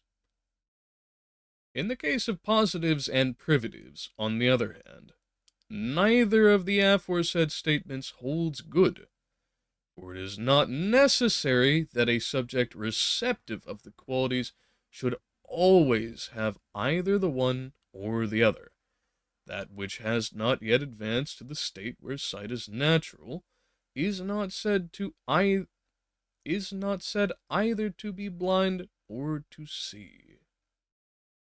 Thus, positives and privatives do not belong to that class of contraries which consists of those which have no intermediate. On the other hand, they do not belong either to that class which consists of contraries which have an intermediate.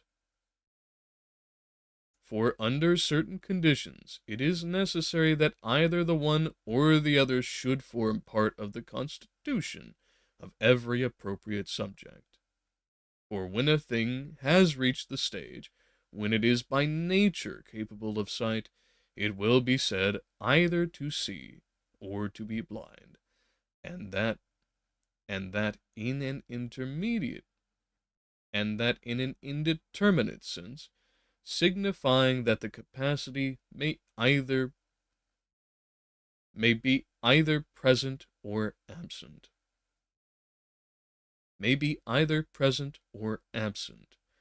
For it is not necessary either that it should see or that it should be blind, but that it should be either in the one state or in the other. Yet in the case of those contraries which have an intermediate, we found in the case Yet in the case of those contraries which have an intermediate, we found that it was never necessary that either the one or the other should be present in every appropriate subject, but only that in certain subjects one of the pairs should be present, and that in a determinate sense. And that in a determinate sense.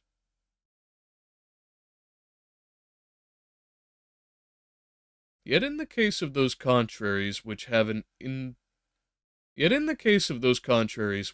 intermediate, we found that it was never necessary that either the one or the other should be present in every appropriate subject, but only that in certain subjects one of the pairs should be present, and that in a determinate case. Should be present, and that in a determinate should be present, and that in a determinate sense. It is, therefore, plain that positives and privatives are not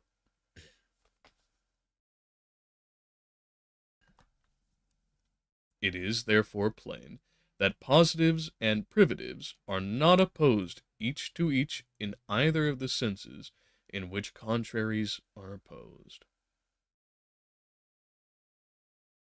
It is therefore plain that positives and privatives are not opposed each to each in either of the senses in which contraries are opposed. Again, in the case of contraries, it is possible that there should be changes from either into the other, while the subject retains its identity, unless indeed one of the contraries is a constitutive property of that subject, as heat is of fire. For it is possible that that which is healthy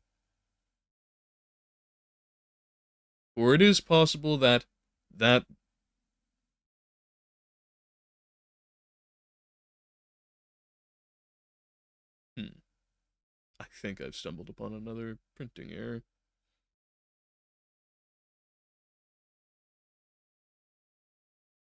For it is possible that that which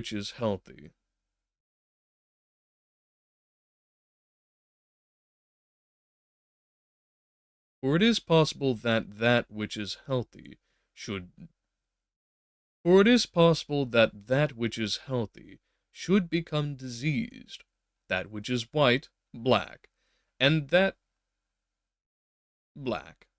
which is cold, hot, that which is good, bad, that which is bad, good. The bad man, if he is being brought into a better way of life and thought, may make some advance, however slight, and if he should once improve, even ever so little, it is plain that he might change completely, or at any rate make very great progress. For a man becomes more and more easily moved to virtue, however small the improvement was at first. It is therefore natural to suppose that he will make yet greater progress than he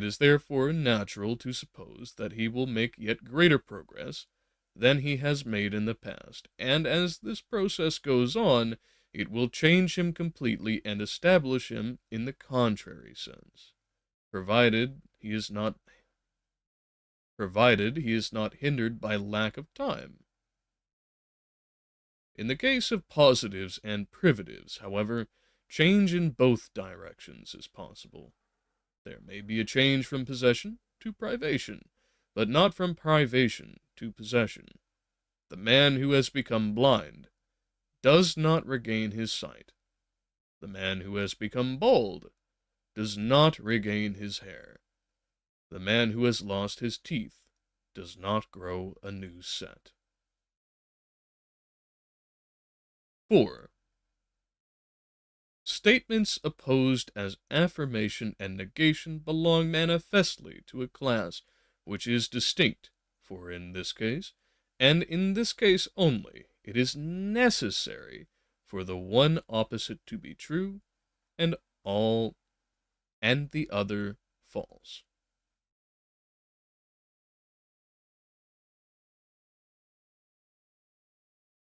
Neither in the case of contraries, nor in the case of correlatives, nor in the case of positives and privatives, is it necessary for one to be true and the other false. Health and disease are contraries. Neither of them is true or false. Double and half are opposed to each other as correlatives. Neither of them is true or false. The case is the same, of course, with regards to positives and privatives, such as sight and blindness. In short, where there is no sort of combination of words, truth and falsity have no place, and all the opposites we have mentioned so far consist of simple words. At the same time, when the words which enter into opposed statements are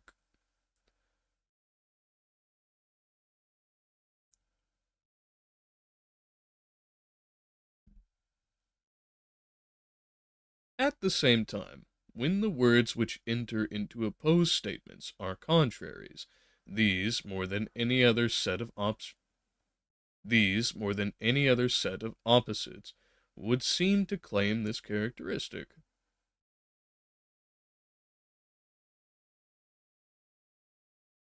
Socrates is ill is the contrary of Socrates is well, but not even of such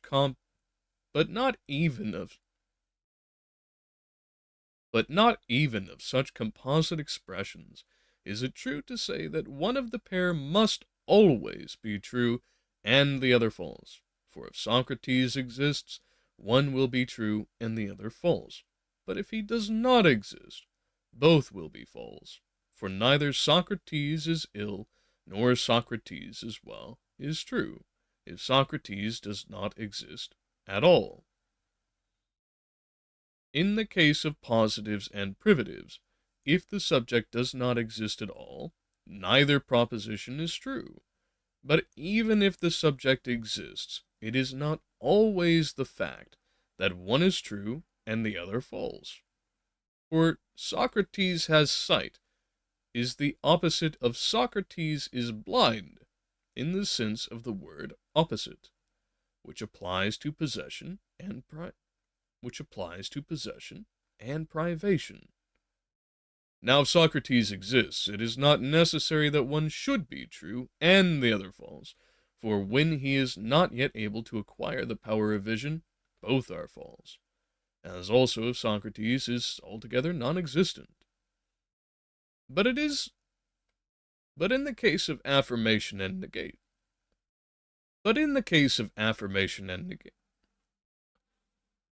But in the case of affirmation and negation, whether the subject exists or not, one is always false, and the other true. For manifestly, if Socrates exists, one of the two propositions, Socrates is ill, Socrates is not ill, is true, and the other false. This is likewise the case if he does not exist, for if he does not exist, to say that he is ill is false. To say that he is not ill is true.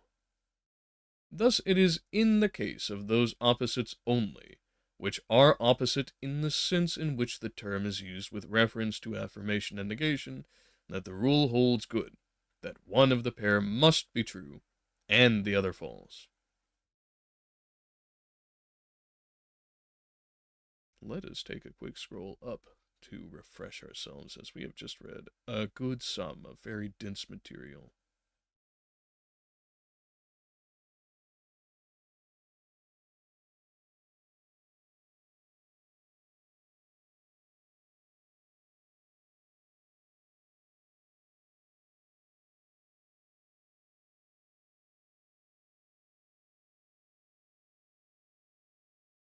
Part 10 really gives us a grounding and a footing for... Part 10 really gives us an anchor for, well, how exactly relations of simple terms, that is to say, single phrases, as they are applied to a thing or circumstance, versus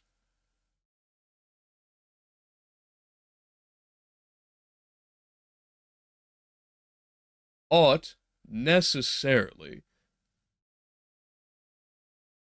do, in fact, relate to one another if they should at all. In the case of these here,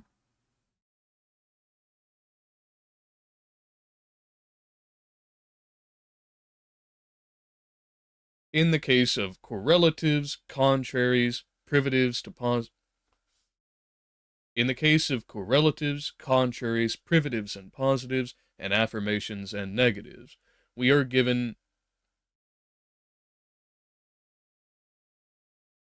set forth with a strong understanding of exactly how we are to apply these specific relations among these facts.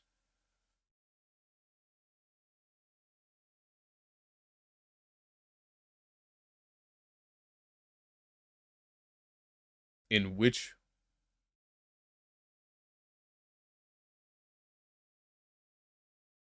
we are given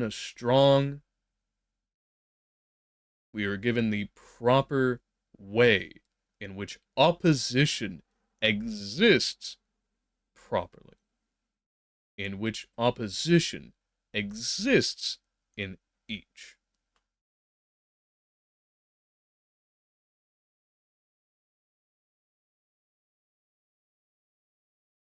Part 11. That the contrary of a good is an evil is shown by induction.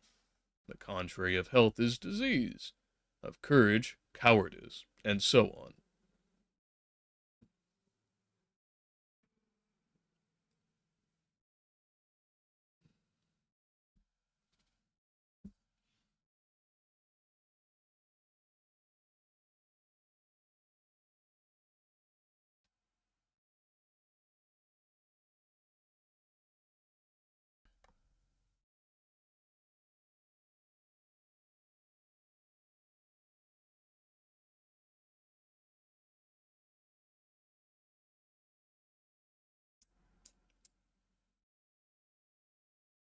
It has just hit 6:19, and I imagine people are making their way to and fro work. But the contrary of an evil is sometimes a good, sometimes an evil. For defect, which is an evil, has excess for its contrary, this also being an evil, and the mean, which is a good, is equally the contrary of the one and of the other. It is only in a few cases, however, that we see instances of this. In most, the contrary of an evil is a good. In the case of contraries, it is not always necessary that if one exists, the other should also exist.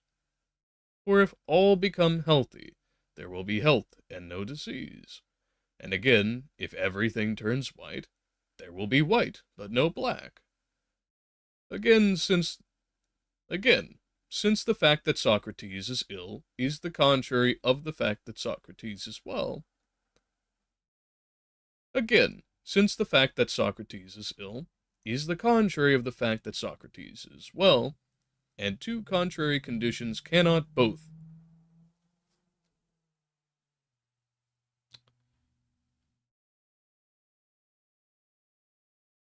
Again, since the fact that Socrates is ill is the contrary of the fact that Socrates is well, and two contradictory conditions cannot both obtain in one and the same individual at the same time, both these contraries could not exist at once.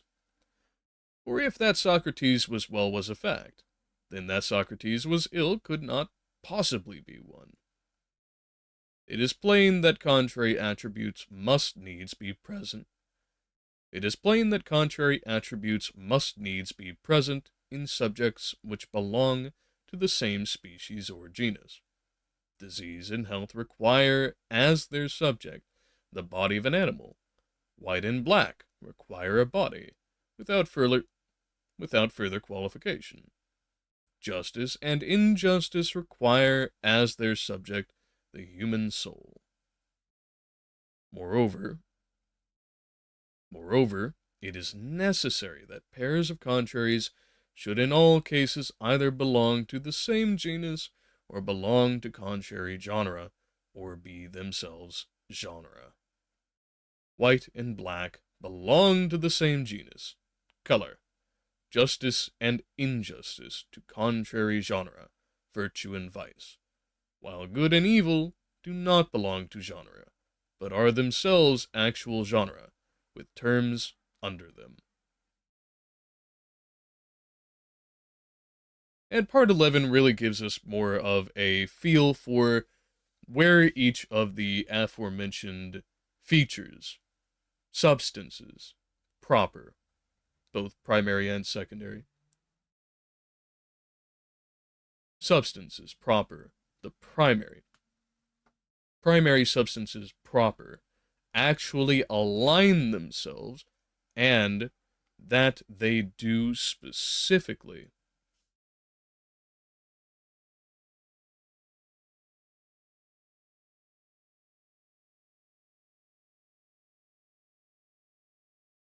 That some do specifically have contrariety, while others do not, and that they must be within a subject,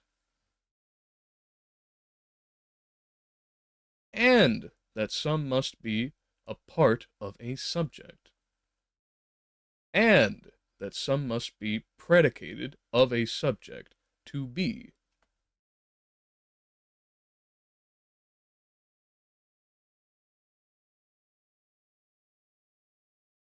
Part 12. There are four senses in which one thing can be said to be prior to another. Primarily and most properly, the term has reference to time. In this sense of the word is used to indicate that one thing is older or more ancient than another. For the expressions older and more ancient imply greater length. For the expressions older and more ancient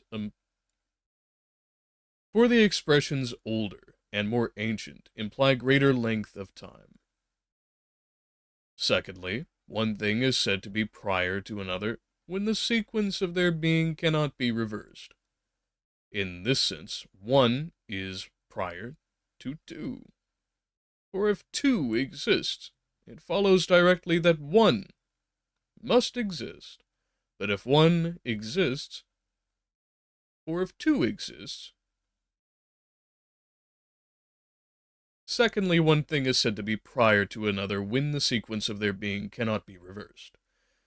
In this sense, one is prior to two. For if two exists, it follows directly that one must exist. But if one exists, it does not follow necessarily that two exists. Thus, the sequence subsisting cannot be reversed. It is agreed, then, that when the sequence of two things cannot be reversed, then that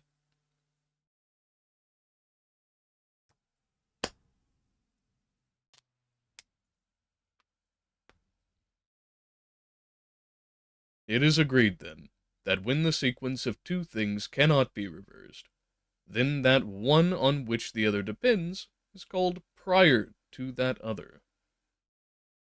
In the third place, the term prior is used with reference to any order, as in the case of science and of oratory. For in sciences which use demonstration, there is that which is prior, and that which is posterior in order. In geometry, the elements are prior to the propositions. In reading and writing, the letters of the alphabet are prior to the syllables. Similarly, in the case of speeches, the exordium is prior in order to the narrative. Besides these senses of the word, there is a fourth. That which is better and more honorable is said to have a natural priority. In common parlance, men speak of those whom they honor and love. In common parlance, men speak of those whom they honor and love as coming first with them. This sense of the word is perhaps the most far-fetched. Such, then, are the different senses in which the term prior is used.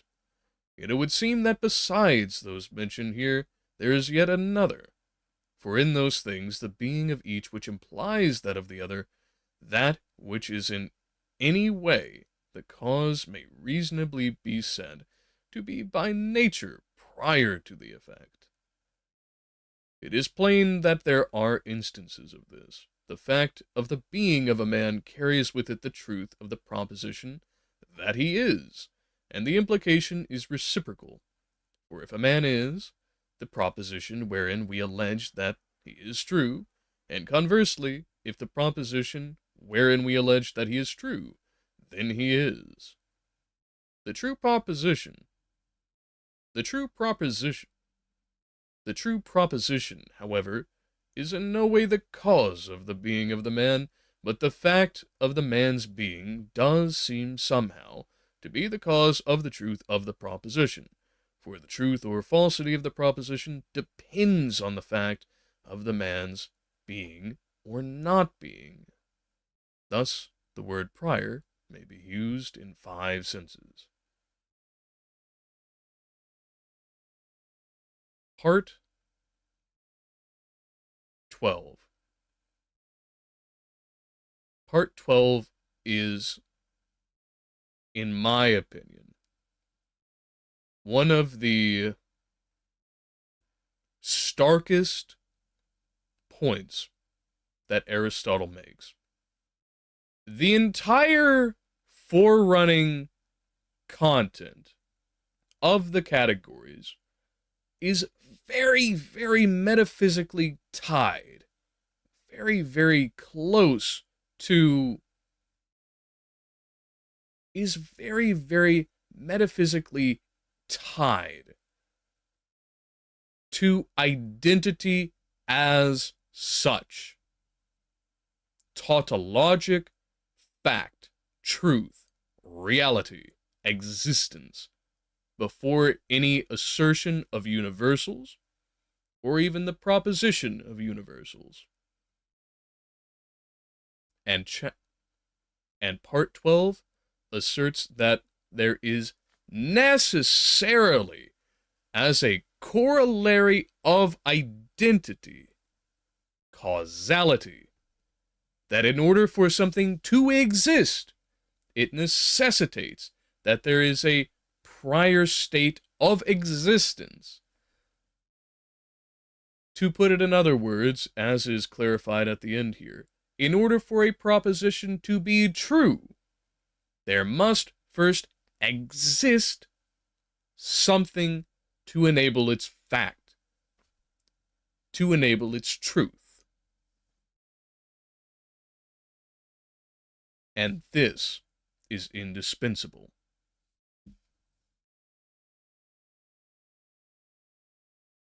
Looking at it, we are coming up on 2:30, so I've spent about the same amount of time on this as the previous. So,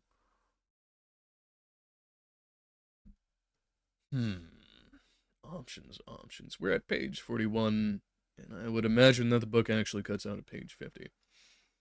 Now, I think I'd like to finish this before I get back to Bioshock, but we are coming up on it very, very quickly, and I have thoroughly been enjoying it. Cars and brakes aside. Part 13. The term simultaneous is primarily and most appropriately applied to those things, the genesis of the one of which is simultaneous with that of the other. For in such cases, neither is prior or posterior to the other. Such things are said to be simultaneous in point of time. Those things again are simultaneous in point of nature, the being of each of which involves that of the other, while at the same time neither is the cause of the other's being. This is the case with regards to the double and the half, for these are reciprocally dependent, since if there is a double, there is also a half, and if there is a half, there is also a double, while at the same time neither is the case of the being of the other. Again, those species which are distinguished one from another and opposed to one... Again, those species which are distinguished one from another and opposed to another within the same genus. Again, those species which are distinguished one from another and opposed to another within the same genus are said to be simultaneous in nature. I mean those species which are distinguished each from each by one and the same method of division. Thus, the winged species is simultaneous with the terrestrial and the water species. Thus, the winged species is simultaneous with the terrestrial and the water species. These are distinguished within the same genus, and are opposed each to each, for the genus animal has the winged, the terrestrial, and the water species, and no one of these is prior or posterior to another. On the contrary, all such things appear to be simultaneous in nature. Each of these also, the terrestrial, the winged, and the water species, can be divided again into subspecies. Those species, then, will also be simultaneous in point of nature, which, belonging to the same genus, are distinguished each from each by one and the same method of differentiation. But genera are prior to species, for the sequence of their being cannot be reversed. If there is the species, water animal, there will be the genus, animal. But granted the being of the genus animal,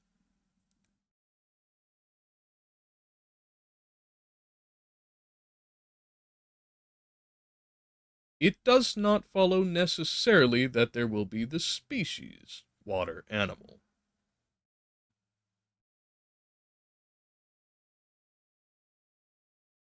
Those things, therefore, are said to be simultaneous in nature, the being of each which involves that of the other, while at the same time neither is in any way the cause of the other's being. Those species also which are distinguished each from each and opposed within the same genus. Those things, moreover, are simultaneous in the unqualified sense of the word, which come into being at the same time.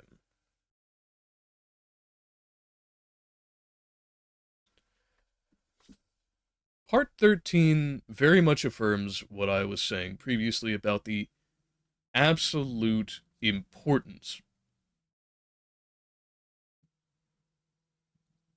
Well, hello, viewer, coming in time just to note the loud vehicles passing by.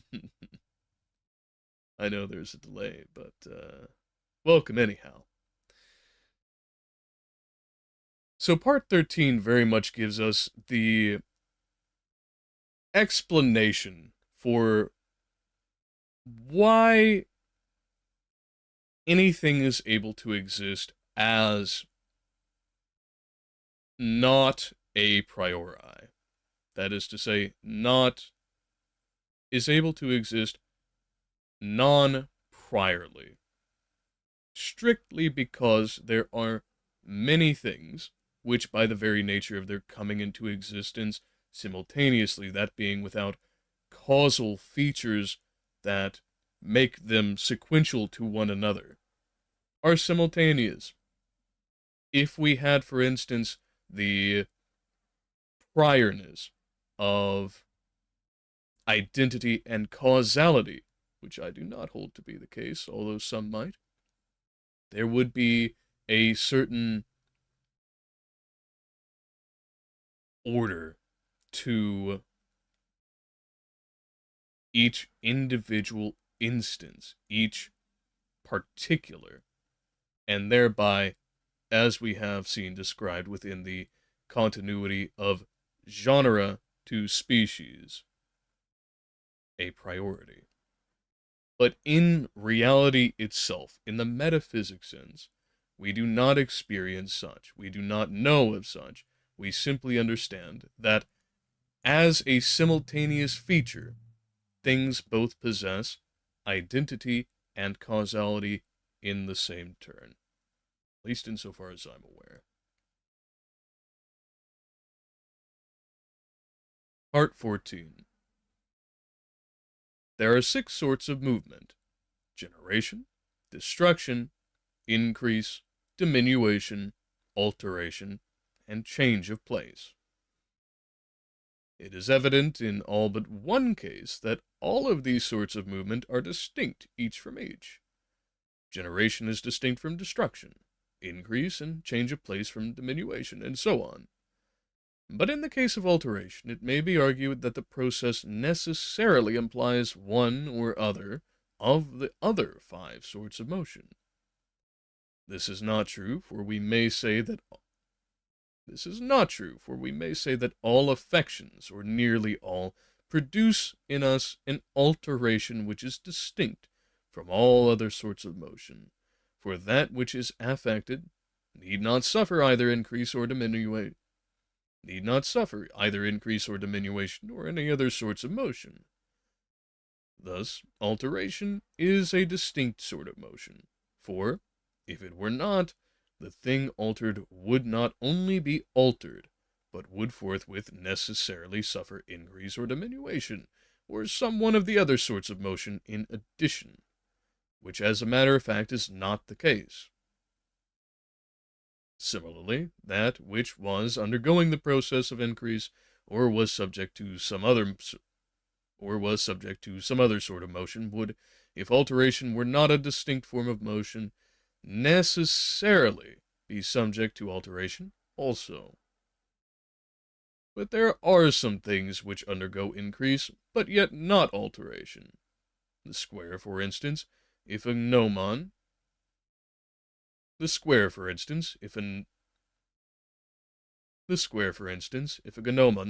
applied to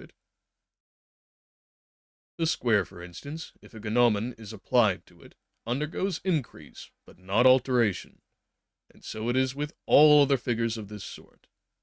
Alteration and increase, therefore, are distinct. Speaking generally, rest is the contrary of motion, but the different forms of motions have their own contraries in other forms. Thus destruction is the contrary of generation, diminution of rest in a place, of change of place. As for this last, change in the reverse direction would not seem to be most truly its contrary. As for this last, change in the reverse direction would seem to be mostly true. As for the last, change in the reverse direction would seem to be most truly its contrary. Thus motion upwards is the contrary of motion downwards, and vice versa. In the case of that sort of motion which yet remains, of those that have been enumerated, it is not easy to say what its contrary. It is its contrary. It appears to have no contrary, unless one should define the contrary here also either as rest in its quality, or as change in the direction of the contrary quality, just as we defined the contrary of change of place, either as rest in a place, or as change in the reverse direction. For if a thing is altered when change of quality takes place, therefore either rest in its quality, or change in the direction of the quality, or change in the direction of the contrary. For if a thing is altered when change of its quality takes place, therefore either rest in its quality, or change in the direction of the contrary, may be called the contrary of this qualitative form of motion. In this way, becoming white is the contrary of becoming black. There is alteration in the contrary direction, since a change of a quantitative nature. since a change of a qualitative nature takes place.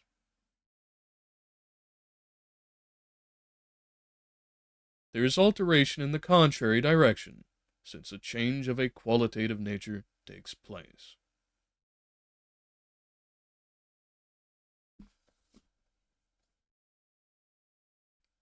Chapter 14 gives us the capstone of... Chapter 14 gives us the assembly, puts life. Part 14 gives us life for the entirety of the metaphysic which Aristotle details. The distinction of motion in and of itself, and all of the modes by which it may be accommodated, puts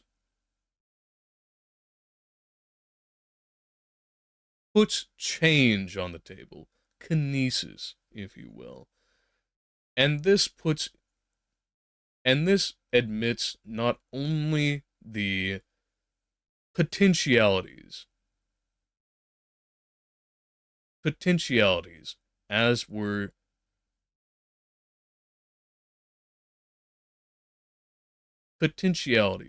as have been established so thoroughly throughout the first parts of this document, as have been established so thoroughly throughout the categories thus far, but also the actuality which came thereafter, and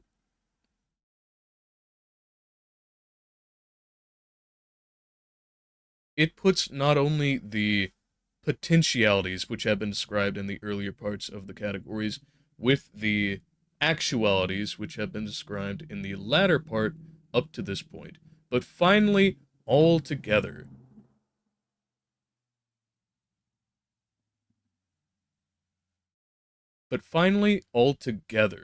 In enabling a change from potentiality to actuality and so forth into motion.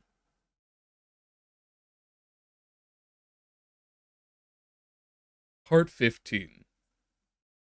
The term to have is used in various senses. In the first place, it is used with reference to habit or disposition, or any other quality, for we are said to have a piece of knowledge or a virtue. Then again, it has reference to quantity, as, for instance, in the case of a man's height, for he is said to have a height of 3 or 4 cubits. It is used, moreover, with regard to apparel, a man being said to have a coat or tunic, or in respect of something which we have on a part of ourselves, as a ring on the hand, or in respect of something which is a part of us, as hand or foot. The term refers also to content, as in the case of a vessel and wheat, or of a jar and wine. A jar is said to have wine, and a corn measure, wheat. The expression in such cases has reference to content, or it refers to that which has been acquired. We are said to have a house or a field. A man is also said to have a wife, and a wife a husband. And this appears to be the most remote meaning of the term, for by the use of it we mean simply that the husband lives with the wife.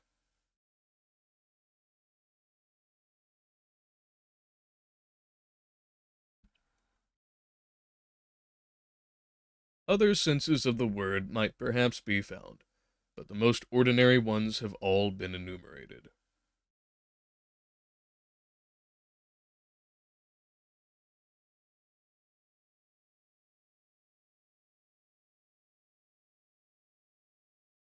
Well, I suppose that is the end of that.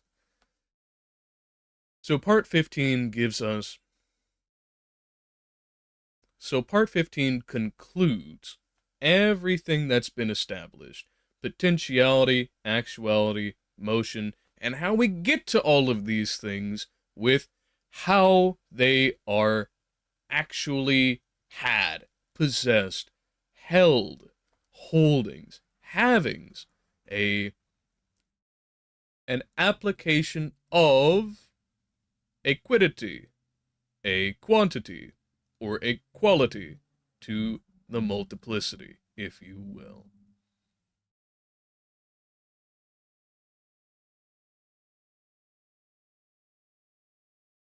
And overall, the categories has enabled the entirety of Western metaphysics as we perceive it.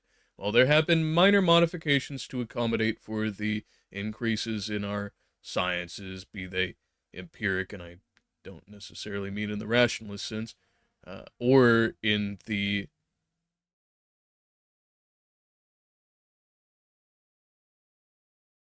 be they metric, or perhaps more in the logic sense. We have, nonetheless, the absolute axioms which are necessary to all further worldviews which are based upon the assertion of identity, causality, and motion, in that order as it is given to us in detail here. So now, having had a look at the categories proper, while there is much more that could be said, and much to be debated, especially with those who fall on the line of idealism in particular, especially as you move towards the Berkeleyan perspectives of subjective idealism in particular. Well, let us then get back to Bioshock, at least for a time.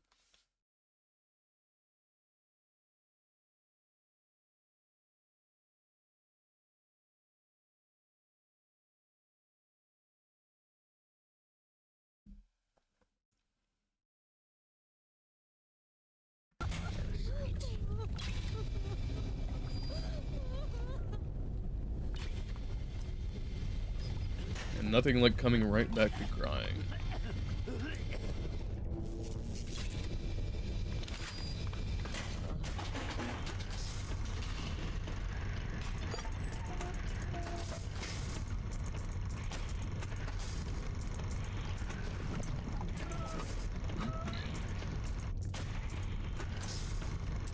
Man, that slow flow really does.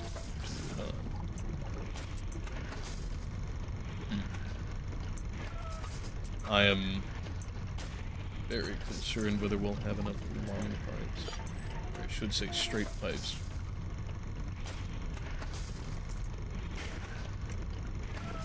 Yeah, that's, well, that's okay. We can figure our way out.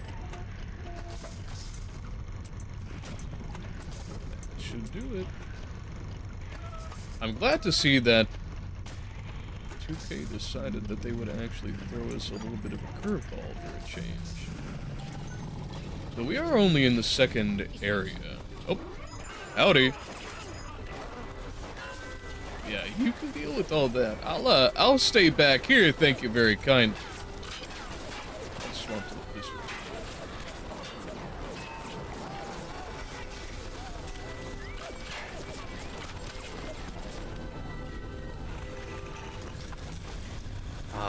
Camera time. Or do. Oh yeah, that would probably be good to have.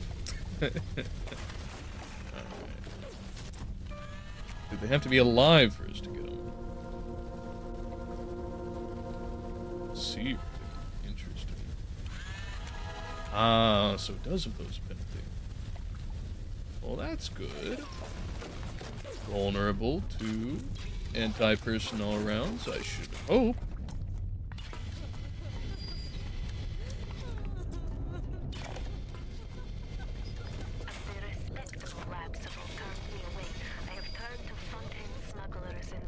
Neptune for supplies. Fontaine's men are pigs. They spit, they stink. But they deliver, and they don't ask questions. They're all terrified of Fontaine. He reminds me a bit of the Germans.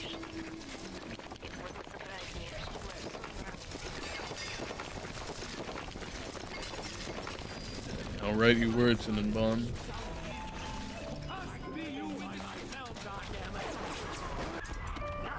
Let's see how well that does.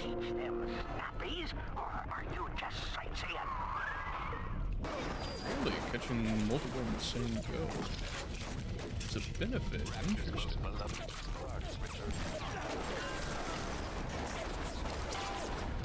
I'm gonna have to go a little bit more arcadey.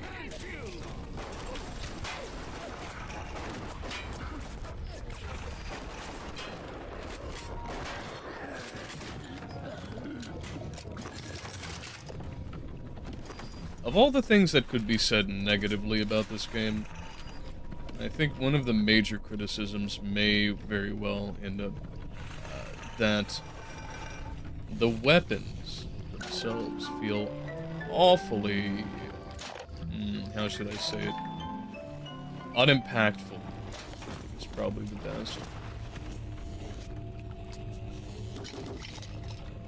Really? Alright, fair enough. I guess I'm topped up.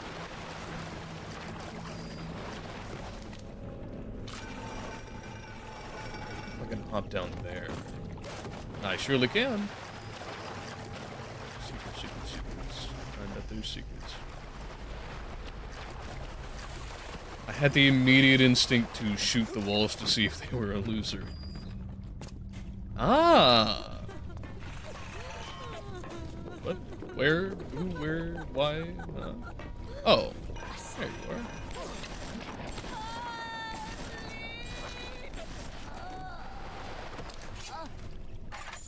If I ever needed a better example of mid-feeling guns, that would have been it. Yeah, I was gonna get it. Where are these folks coming from?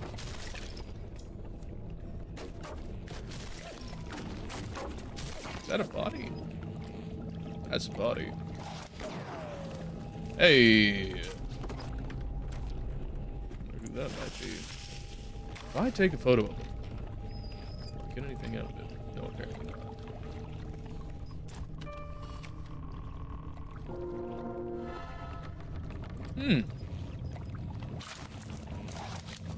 Interesting. So you can upgrade. It's going to be a big problem, though. Right, run out of film. I wonder if that circus of value. Wow. That really did it. I wonder if the circus of value. Values, excuse me. Sells film.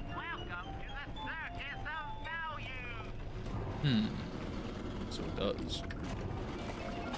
Do a quick hacky hack here.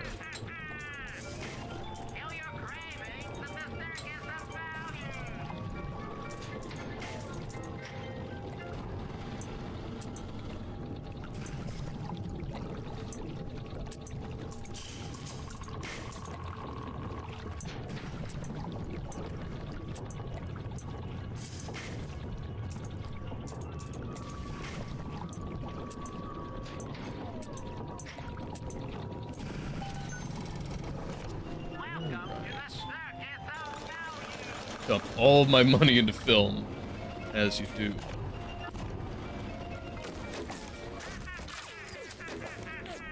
Again, I ask, where? Fill your grave with the circus of values.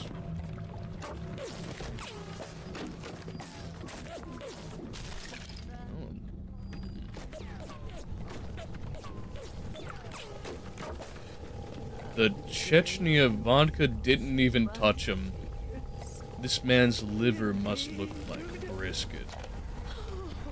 I'm closing in on the whole ring. Precious. These aren't exactly bloodthirsty, desperate. Hey.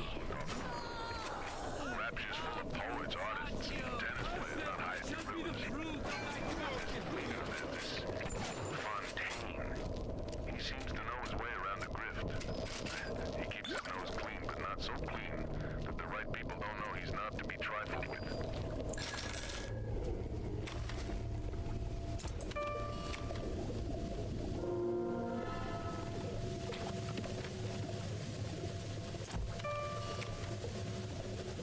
Should have taken a photo of it, really, whenever I was thinking about it.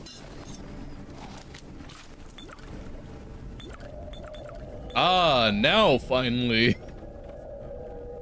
My man is a little crunk up.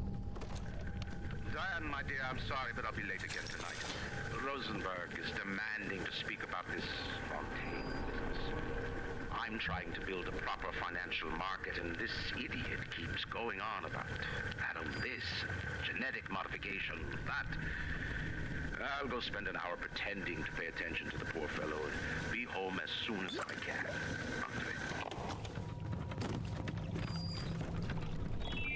Well, we know how that went. A Rapture reminder. One Again, thing is what is firing off over here? forgivable. Buying or smuggling one into Rapture. Stay on the level and out.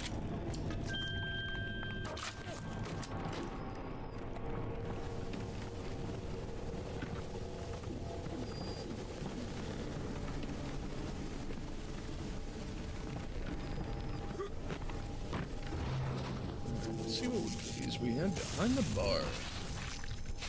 Ugh. Brutal.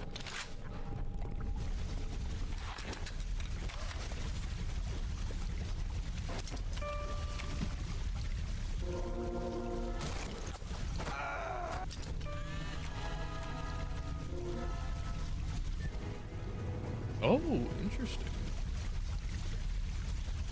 Splicing Scrounger is like having a sixth sense. You'll spot things you'd otherwise miss and discover things you'd otherwise leave behind. With Scrounger, you'll swear you have X-ray vision. I'll take that, thank you. Yeah. I don't use Eve that terribly often, to be honest.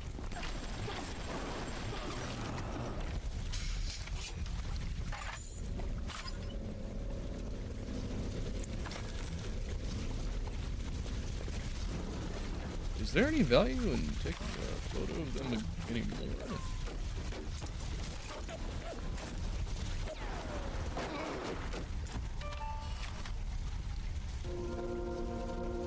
Action shot. Okay. I guess there is, huh? Yeah, I wouldn't if I were you. I wonder how they got in here.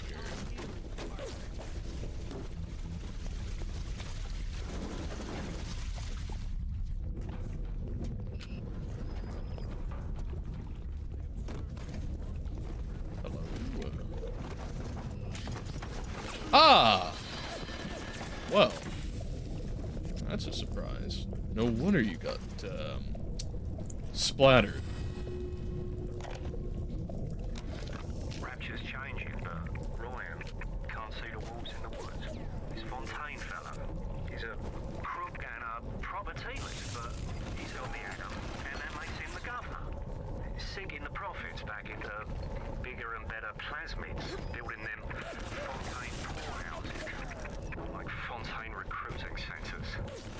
We know it. Bloke's gonna have an army of splicers. We're gonna have ourselves a whole heap of miseries. And it was so. It does make an interesting point there, that not only is the consequence of his activity the proliferation of such splicers by way of Eve and Adam, but also that has some significant intention.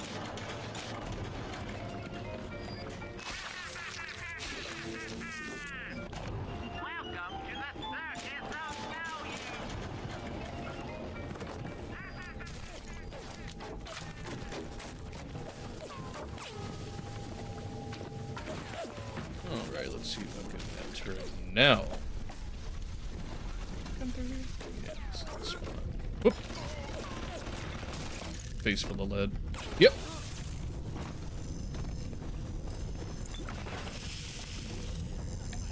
Hack. Hack, please. Hack, please! Okay.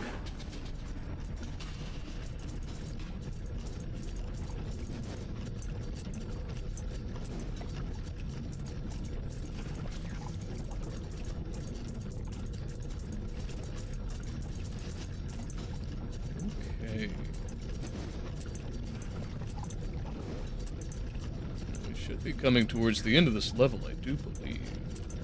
That's a straight shot. Yeah, I'll definitely need that first aid. And some potato chips. Hey. Hi. It's me, B. Dude ate that buckshot like it wasn't even real.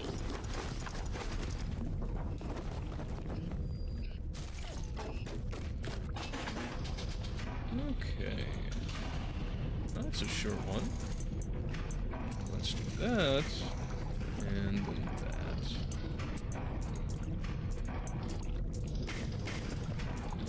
Wow, this is a sternly made piece. Not too bad, though. What do we got? Yes, please. I'm not happy to leave a proximity line behind. So.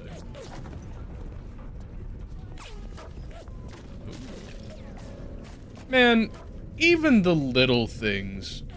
A little nowhere spot in a back room of a bar. To have the non-rectangular rooms met immediately with these delightful asymmetric Art Deco windows. They continue to keep up the excellence of quality. Alright, come in here, buddy. Yeah, I'll happily take his... But where's your little sister?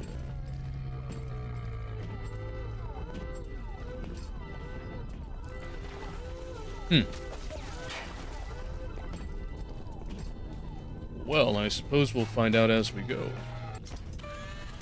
I'll take some photos of you.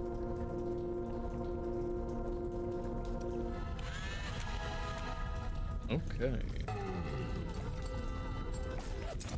That also do here. That's not bad progress. I'll do it again. Alright, yeah, that's starkly diminishing returns. What kind of rounds do we got here? Yeah, I'm fine with just the frag grenades, methinks.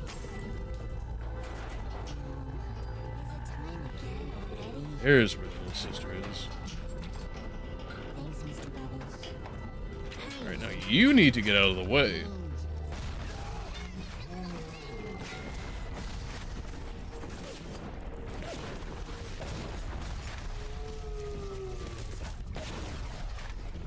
You are surprisingly resilient.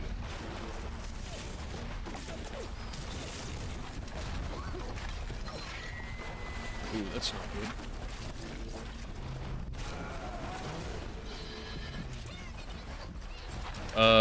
Yeah, I'll come through here. You can stay out there, on the other hand. Let's see, anti-personnel, yeah, or, anti-armor is what I need. I appreciate their valiant effort in at least giving us some reason for the pistol. Yeah, that's what I was worried about. Maybe you need to pull out that electric buck.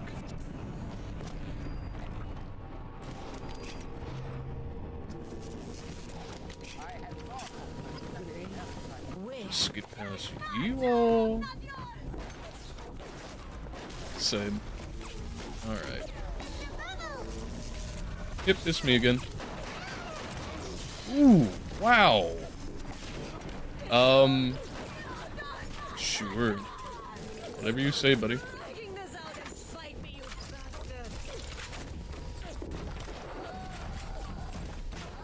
Done.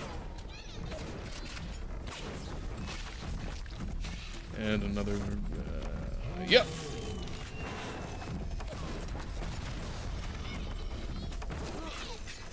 Oh, right before I hit F.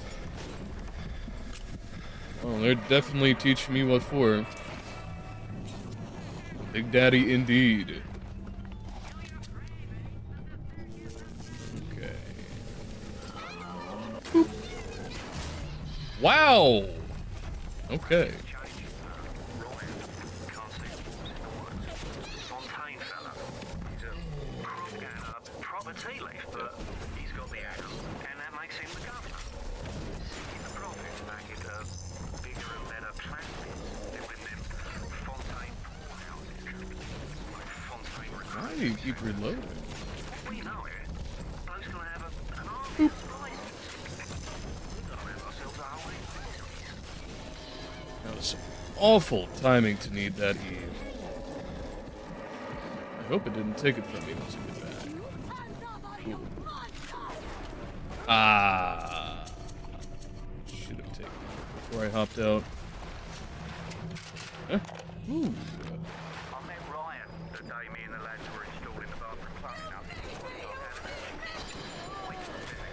What's with all the brass fittings? The general contractor had me down for the tip.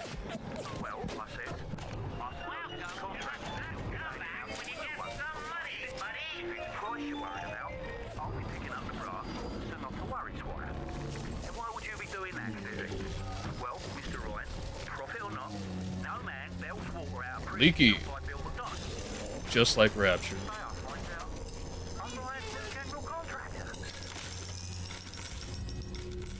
Alright. And rescue as always. Adam Slug be gone. Waxing off.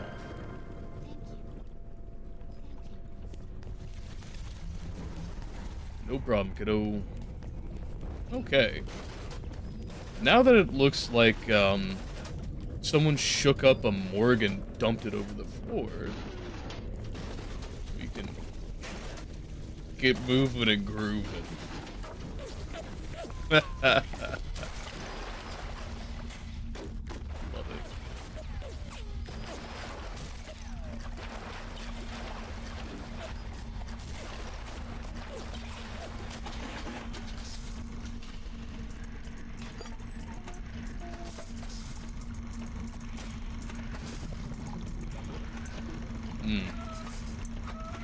Let's do that. A little bit of...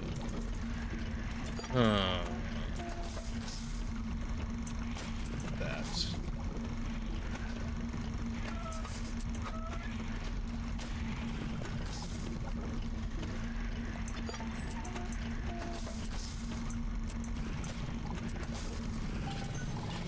I'm appreciating that these are rather shorter links this far. Opposed to that one bit.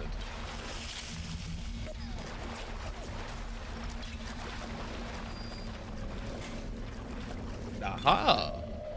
That's what I'm talking about. Getting absolutely crunk up. And some bandages too. I was happy for that.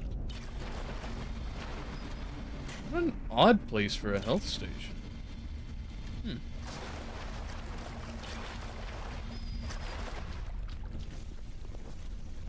That's a rather extensive back room, too.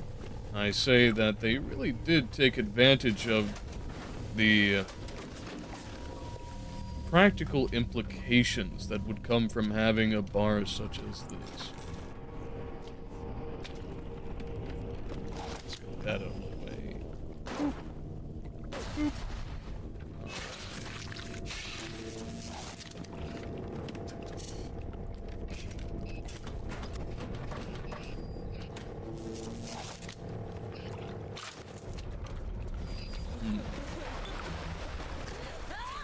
Find a better hiding place, monster. I can see you. Same hat.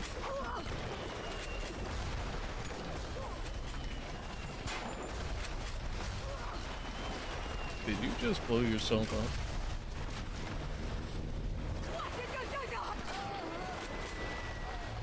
up? Ooh. Did or didn't, certainly got me.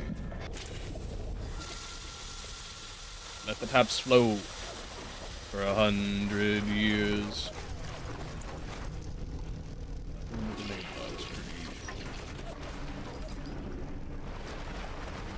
I'm waiting for one of these to have a landmine in them. Hey! Good call. Okay. Now that we've looted all these levels, let's finally ascend. Whatever you say.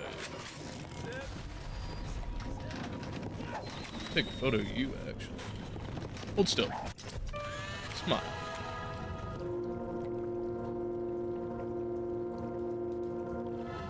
Nice. And let's get one more for the road. Not bad.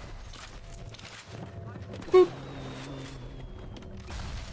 Did he just own me before he blew up? You know what? If you gotta have last words, at least make them memorable. Best to go in peace. Or pieces. Either are just as valid. Mr. Ryan, I believe in Rapture, but that doesn't mean we always win. Fontaine Futuristics is the biggest thing going in Rapture, so let me be plain. When we arrest that Torag Fontaine for his thieving and smuggling, we must make it clear that we won't touch his business interests. We sit on the council because these poor sods trust us, not because God gave us a chair. Gotta listen. Mr. Ryan, I believe in Rapture, but that doesn't mean we always win. Fontaine Futuristics is the biggest thing going in Rapture, so let me be plain. When we arrest that Torag Fontaine for his thieving and smuggling, we must make it clear that we won't touch his business interests. We sit on the council because these poor sods trust us, not because God gave us a chair. Oh, able-bodied, unmodified citizens of Rapture. Notice to report. Report to what? I wish this, being a remaster and all, had slightly clearer text. Living in the ascending gungeon. I cannot make that out. That is far too illegible at this size. But I wonder. I'm gonna get a. That's a little bit better. Let's see if we can make it out though.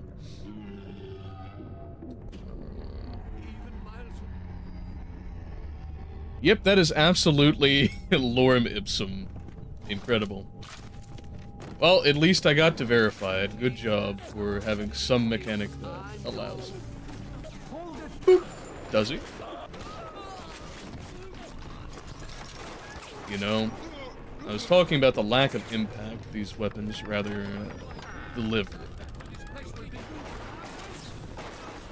But I do have Doom. Recently picked it up in a bundle. While we can admire the story here, especially, and that is, I feel, the forefront of Bioshock as I've played it so far, more than anything else, which is a respectable commitment. No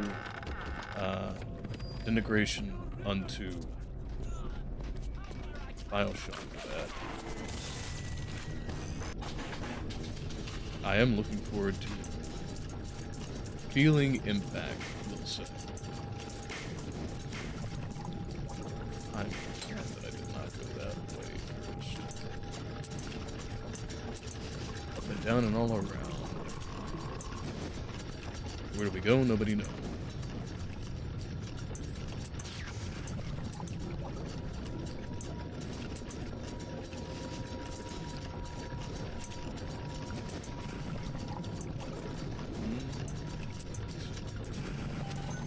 Done and done. Oh, well, that wasn't quite so. I'm gonna need that for a minute.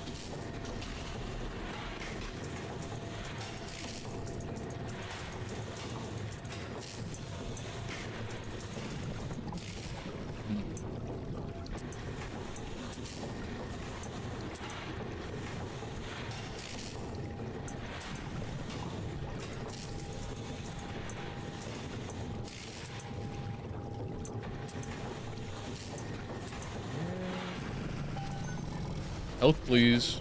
Health, please. Thank you. What the? Oh, I see. You're a potent creature. Get him! Yeah! Explode him! Get him! Whiskey? Thank you. Alright, cool. Where'd he go? There we are. And... smile.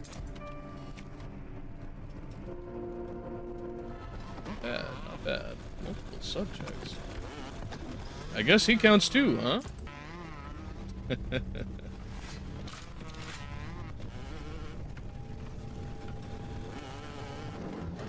And back to the healing station. Really need to grab a first aid kit. Especially hearing that Big Daddy been in there. It would have been nice to have his support here. Ooh. Not sure if Mario can fix that.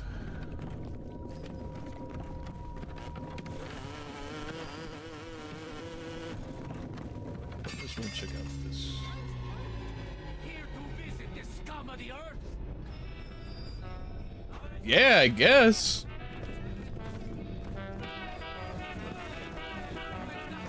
Oh! That was easier than I thought. I took my wife on her first date to this place. You must think I'm a fool. Taking a fine lady to a dump like this. But you don't know me, Moira. Give her a string of pearls and a silk gown and she'll dance a waltz. Give her a sea shanty and a bottle of rum. She'll drink a pirate under the table. Sounds like one with character, at least. That's for sure. Man, I'm glad for that electric punk right before we're about to face off against another Big Daddy. Get out of the way, Claptrap!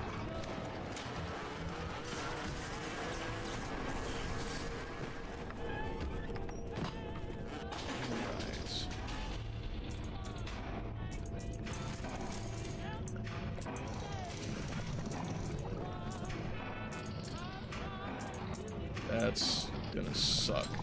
Oh, man. Yeah.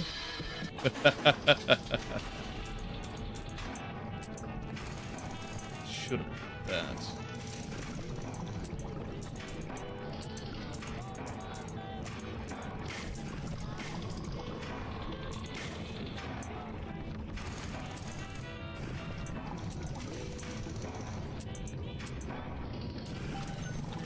Alright.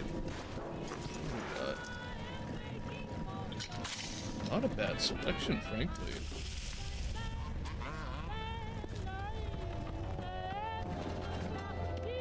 And there you are. You're gonna be tough.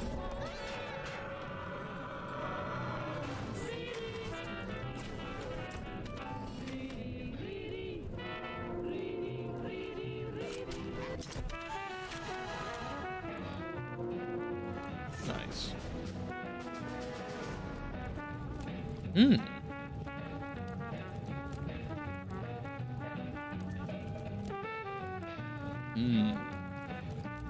I haven't noticed many good benefits from static discharge, to be honest. Well, there's a ton of proximity mines everywhere, so I think I'll go with one of those. With a spark plug on top. Hey there, Egg. The 3-hole manhole is doing very well, and I absolutely did. I booped and I bobbed. I biffed and I bobbed.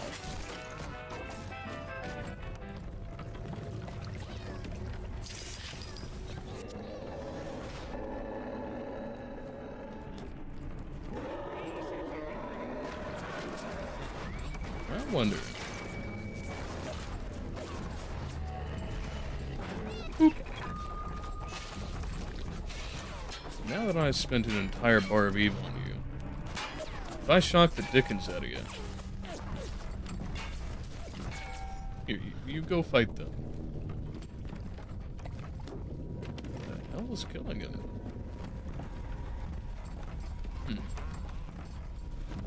Ah, my buddy. If I have you now, will you turn on me? You surely will. Where'd you go?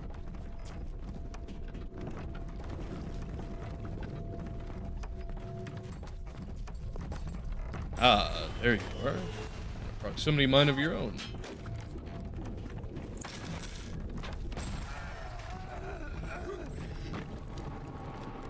That's a reasonable sound. Did you get lost?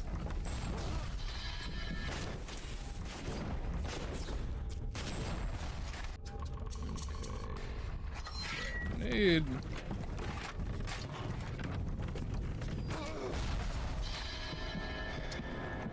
I will always aim for the Dickens. Believe, egg.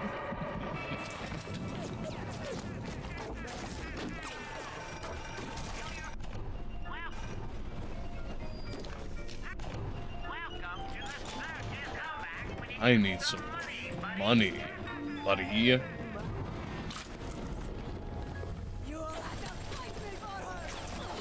Sure. Man, I'm getting absolutely stomped. Yep. Where is your little sister, huh? It surely would be grand. It would go just a wee bit faster.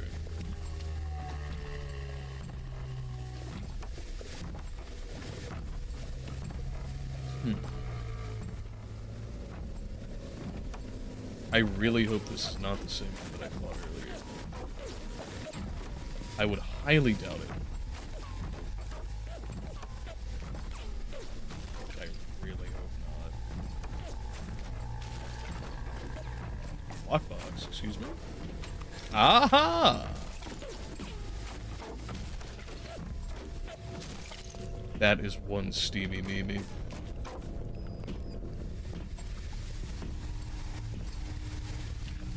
Where are you going?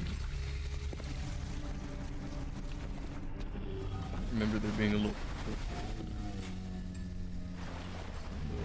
girls down here.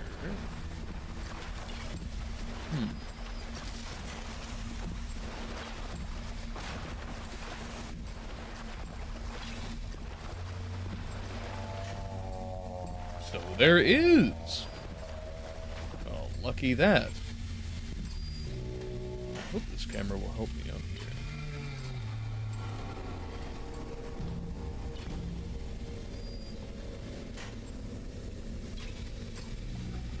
It's taking a while. You know why? Because he didn't do this.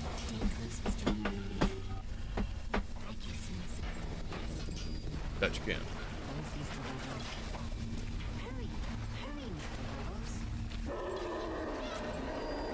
Come on then. In front of the camera. Smile.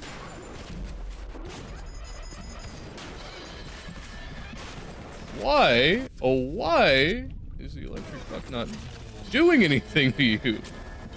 That's crazy. But to be fair, I should have shot the water. Now that I'm thinking about it.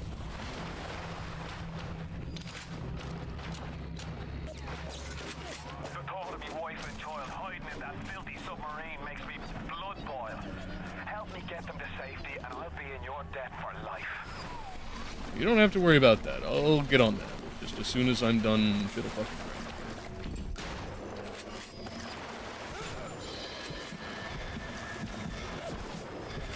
I whiffed that. I am so glad that did not end me immediately. Rescue as always.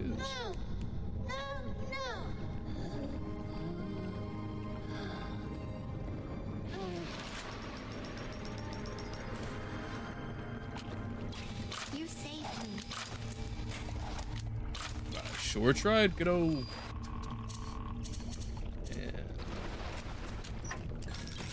Ah, 54 buckaroos. Definitely helped to recoup all the cost. Hello. Ah.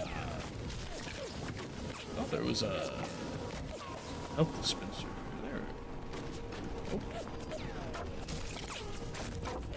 But I don't need it immediately. I'll just... No, I will. Ah. I'll have it. I think it was 7533. But whatever.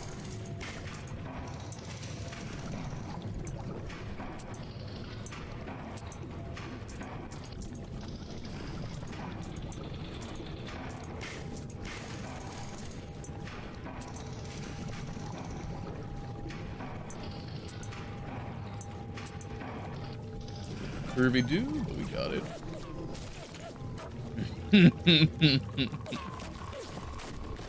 That is all Atlas talks about, to be honest. And I can't blame him, you know? That's all I had left to me. Oh, that's just sad. Is that a skeleton proper? We saw our Masha today. We barely recognize her. That's her, Sam said. You're crazy, I told him. That thing? That is our Masha? But he was right. She was drawing blood out of a corpse by Fontaine Fisheries. And then when she was done, she walked off hand in hand with one of those awful golems. Masha!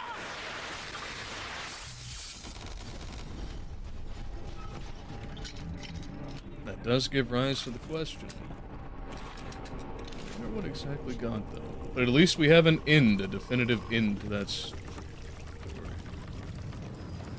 Apparently the television as well. Tonic, shorten alarms. What sound is more ominous than a yammering security alarm? With shorten alarms spliced, your personal EM signature becomes altered to interact uniquely with alarm sensors, shortening the period until you're free and clear. I guess. Really something I'm terribly excited about, to be honest. Is that... Ah, that's a bag of what looks to be pills. With a bag that big, I have to guess it's sleeping pills. Has to be. I wouldn't think cyanide, although the bag is not nearly so empty. But I guess if you have a strong enough dose, and with the, you know, the laissez-faire markets around here. But there's always time for puzzles when there's a wife and child.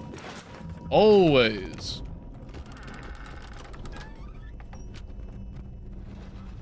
We scrape as much as we scrap around here. Scrounging and mounging. Now, to which area on I go? Alright. Looks like we're finally ready to move on. Through the bathrooms, maybe? Yes. So many lines. I thought about those before I proper moved on.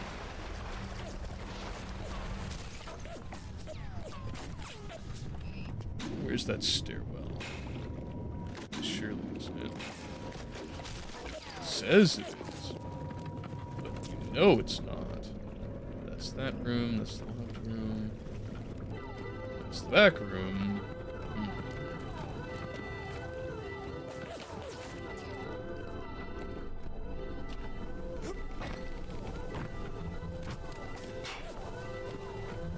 The float of the controls reminisces. Okay, so that's that. Right. So we are supposed to backtrack at this point. But the vibe...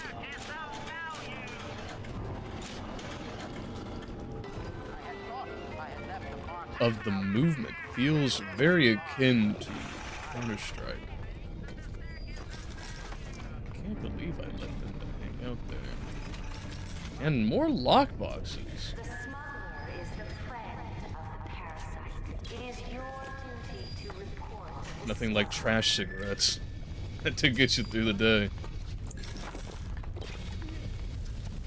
This feels like the right spot.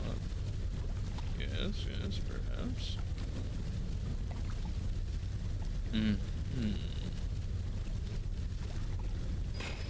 Well, we'll find out.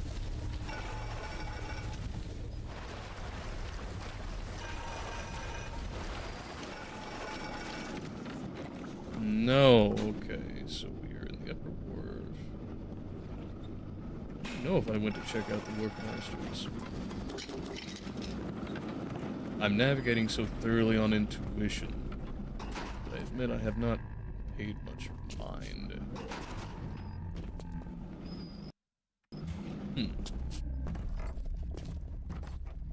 Yeah, so we came through... Something up in the ceiling is having a grand time. They got ammo forever. Okay. So...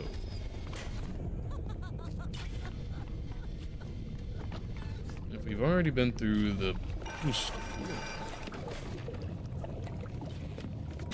to the tavern, am I sure?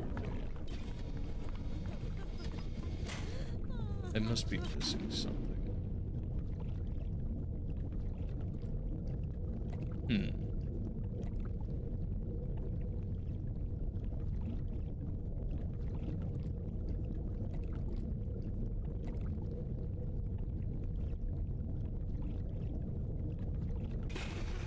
Let's check back this way.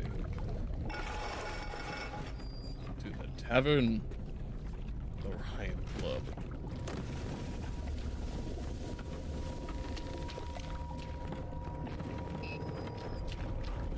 Bathroom. Okay. Up the stairs. That's the call room. That's the suicide room.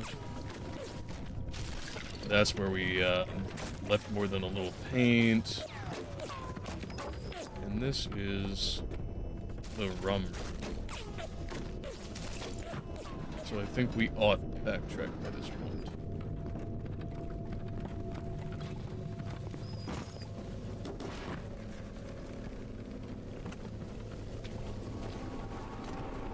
That's a nice little accent piece there. Smaller, and then increasingly larger up into the full stretch of panel. Very nice. What we got behind there? I saw you. Ah, pistol rounds. I am rather surprised, ultimately, that Ryan would have admitted firearms in general in a place that's made out of glass as its principal element.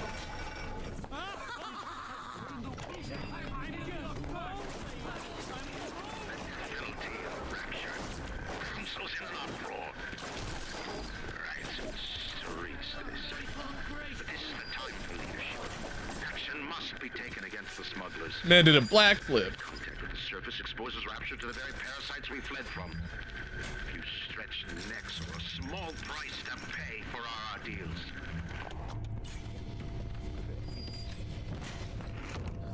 The trade of security for liberty is literally the exact same thing that he built this on the principle of being against. Ah, hypocrisy. And under such, a man creates, a parasite asks, where's my share? A man turning to become a parasite into his own creation. What irony.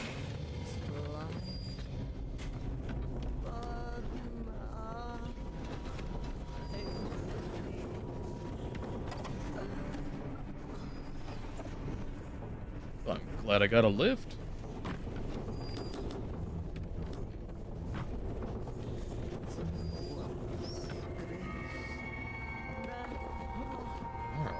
Things. Ah, pneumatics. Pneumatics have always been something I've wanted to see more of in fiction. With the endless application of it and hydraulics, there's just so much raw opportunity on the table, and it's something that I am very fascinated in putting into some of my signals. Go. Don't run away from me! I'm sorry to tell you, I'm not looking to get all hooked up.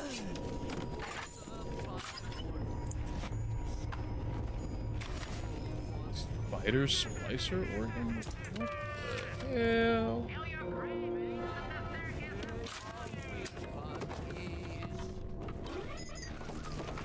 Glad I got the goal. Head on back to Fontaine's Fisheries when you're ready, would you kindly? Would you kindly? And then the directory arrow pops right back up.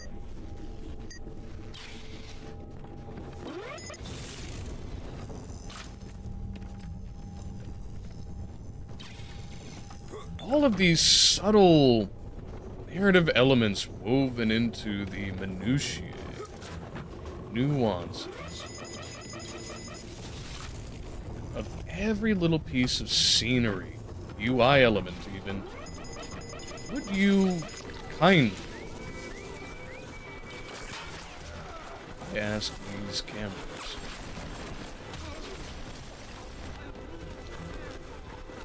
Are you here to hurt him?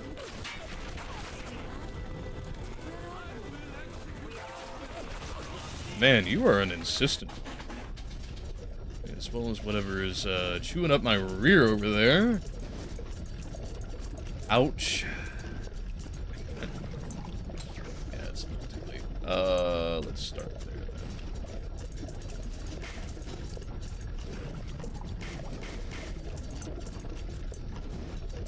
Glad I didn't want to do a more horizontal one of this.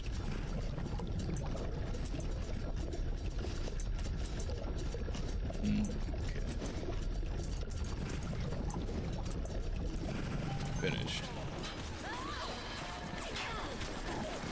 This is no bueno. Where'd you go? There you went.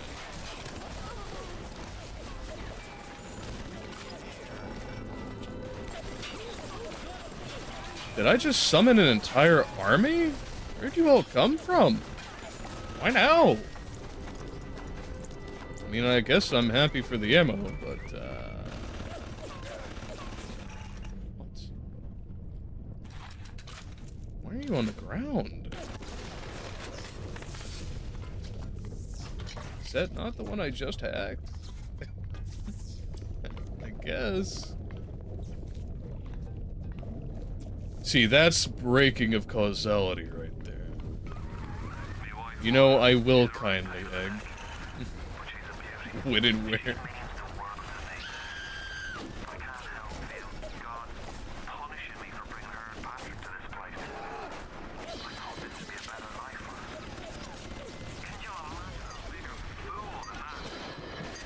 You know, it is rather early in the year for Christmas themes, but it's never too early to jingle and do.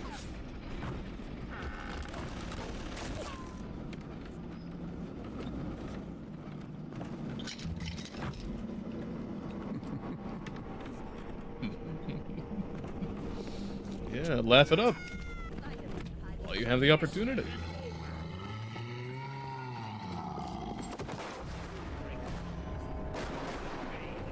What was that?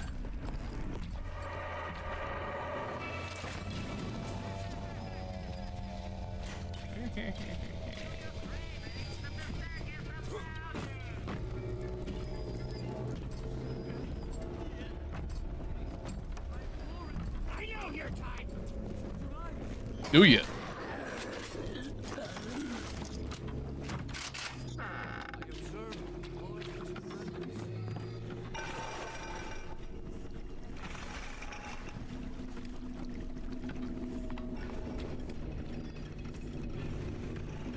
Jesus loves me, this I know, for the Bible tells me so.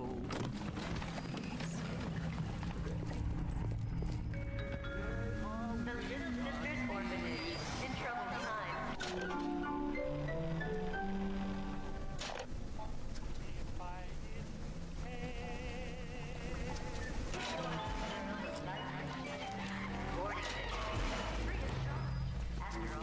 Yo, whoever has that, you ought to get it back. Man, it feels like so far ago. Having been in this spot. Ah, the magical golden door. Let's see if we have the ticket. That should suffice. Get himself at. You got something for me and my crew? Or are you just looking to get criticized? You set here a spell. I needs to set on some coffee. Maybe put on silverware and the like. Hey man, I could go for a nice dinner. Before you head into the fisheries, a word to the wise. Old Peachy seems about as straight as a dog's hind leg. You keep your eyes open. That is one hell of a commentary. Walks into my swampy carrying the heat. Put your weapons in the door, then I'll let you in. Yeah, sure. I'm gonna get my coffee in order first. Right, you're gonna have to pay it. We can't very well take your plasma away now, can he? Yeah, with that, I think I'll be able to be fine. Focus hacker, though. Can't take it? Ah, oh, glad they put that right here. I guarantee the devs knew. Yeah, they might not hold on to incinerate.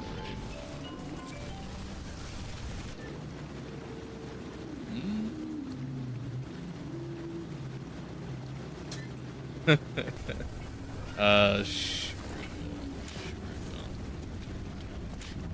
Let's, oh, a magic man. Magic man who had plans, and yet, here he lands.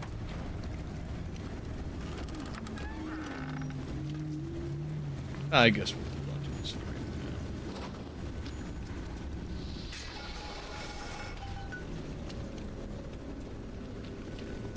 now. He's fine with me not having guns.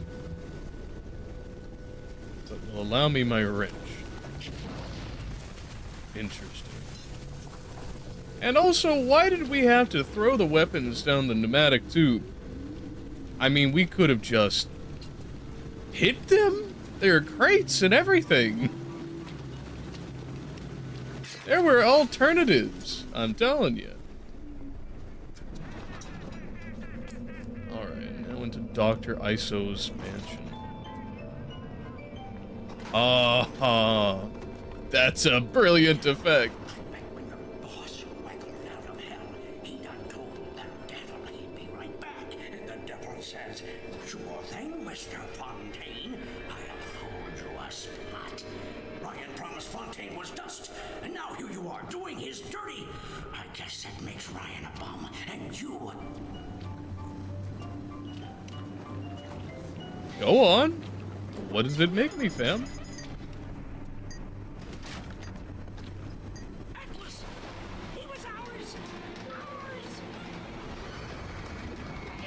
Oh, howdy ho.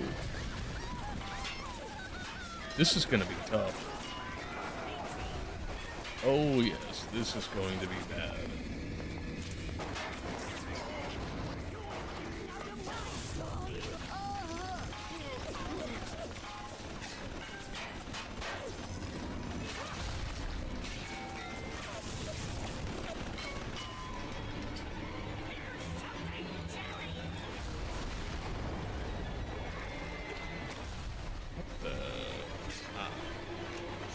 Oh.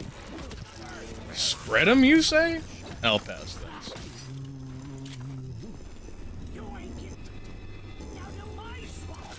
There we go. Get a buck on you. Only a pistol. Odd choice.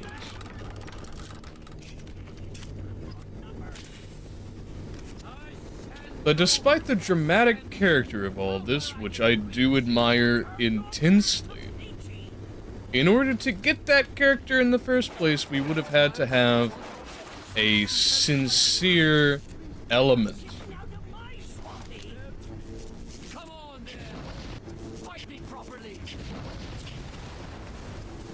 That brought it to the fore.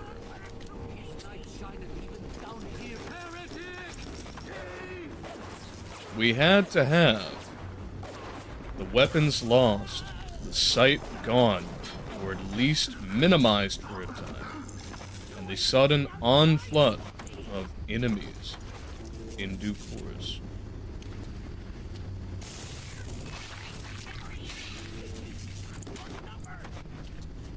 Take it. Alright, fine. You'll have to fight me for her. But in order for those to even have any relevance whatsoever, we first had to have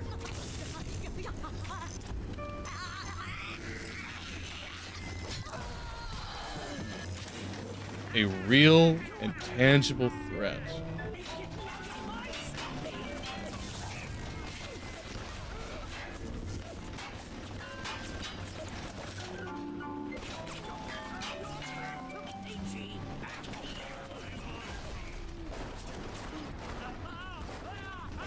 Ah, there's...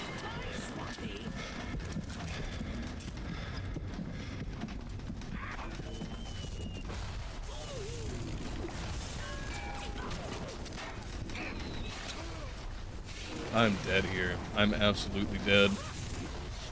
Yep.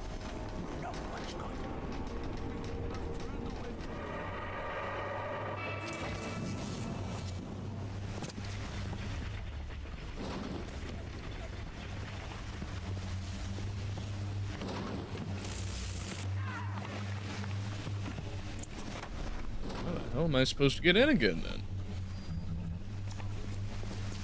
I suppose I'm in the wrong direction. Let's try that again.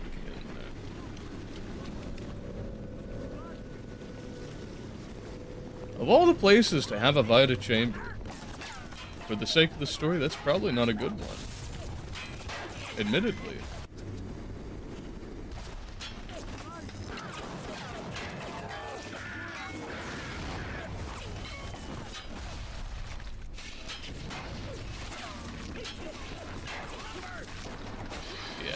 That's not good.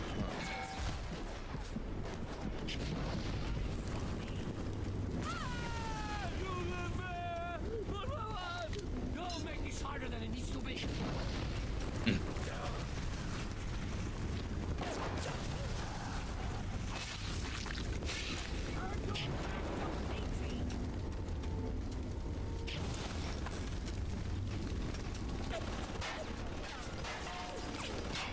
Shut up and take my money!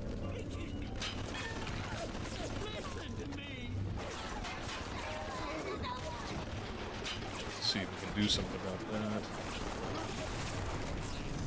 Might be. Ah. So close. So close.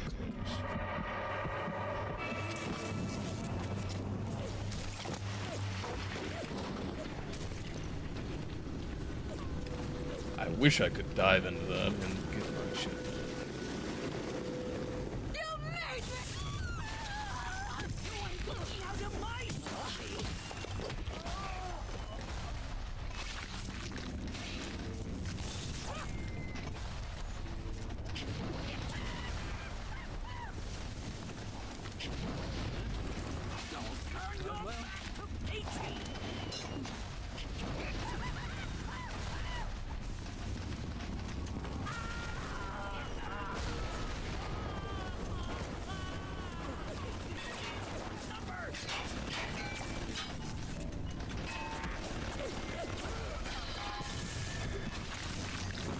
Run, run, run, run, run. Ooh, boy. Okay. This is so calm compared to the chaos out there.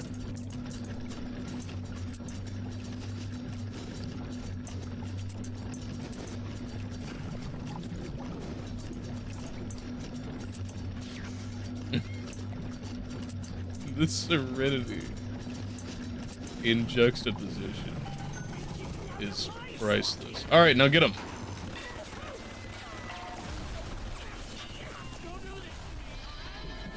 Again, through a wall. Oh, man. It's always my least favorite way to go. That is a point that could have been improved upon. And I wonder if in the later Bioshocks they do actually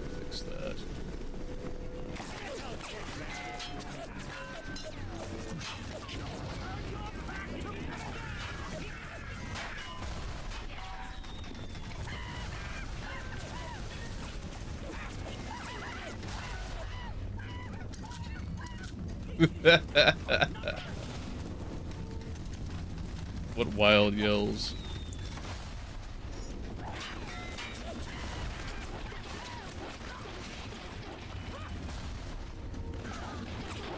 Okay, so we come through here. I believe this is where the mystics were frozen. Yep, sure was. This is my swamp now. It's all ogre for you.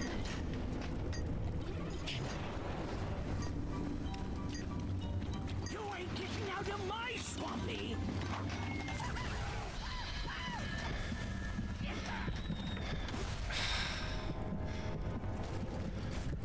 I knew that art was too close to preserve me.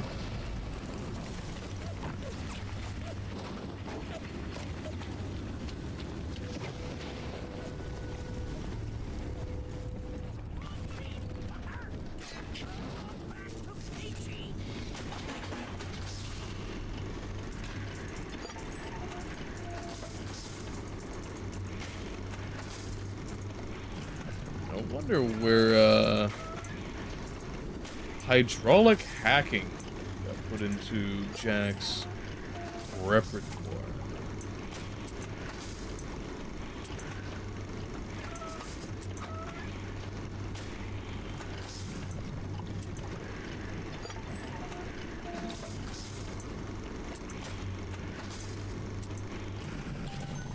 And there we go. That should take care of anybody. No, go ahead. Draw some attention. Happy for you.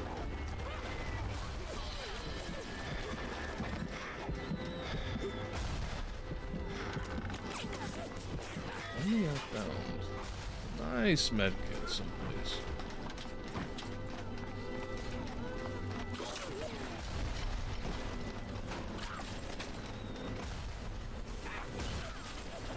How do I get down there?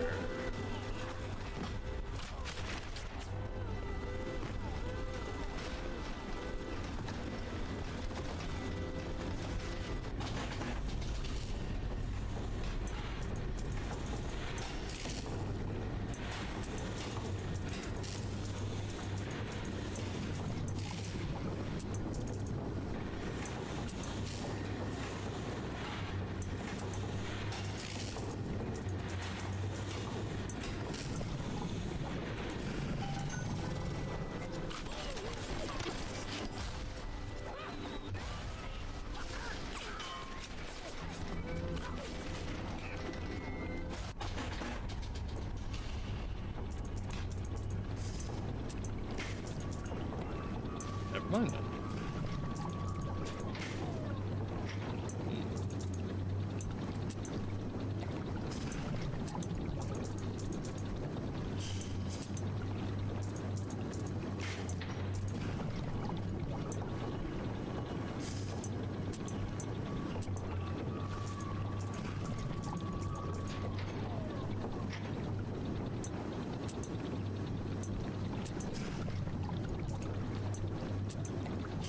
Another pipe done. Welcome to the circus of value. Come back and get some money, buddy. Alright. I got all that taken care of. Oh, how shall I get through?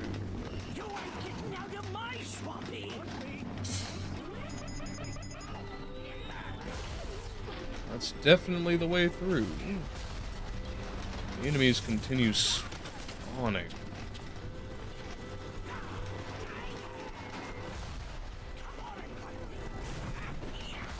Once more, I would think there's something up here, but I don't see any such.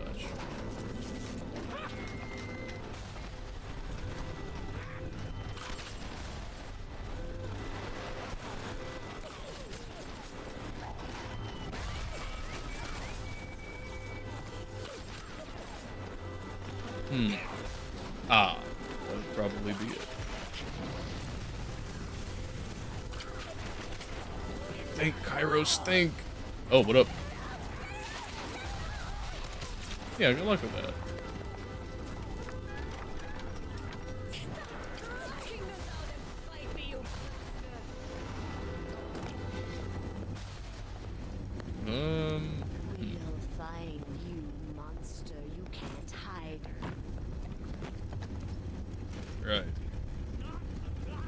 that, I feel like this has some relevance.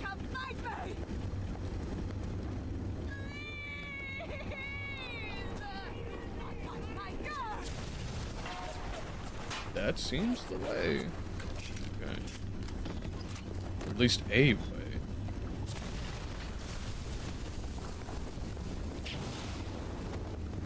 You know, as valuable as an automated hack tool is, I doubt. Who could that be?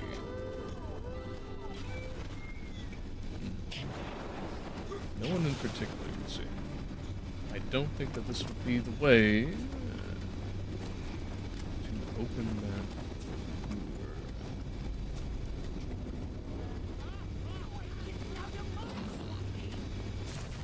Perhaps this one. Unknown items, eh?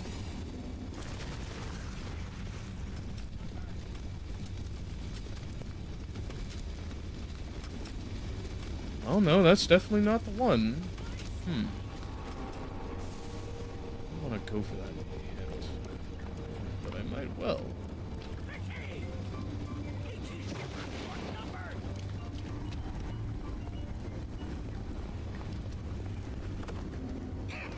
Perhaps it is back over here.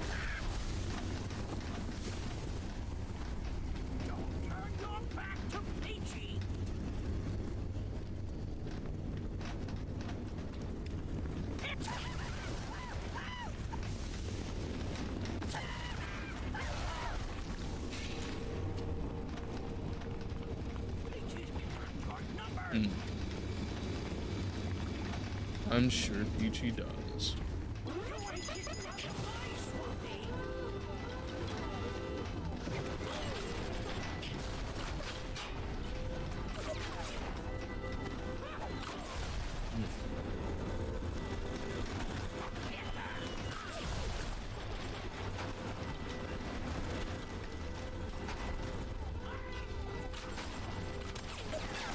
I feel like it's something really obvious by now.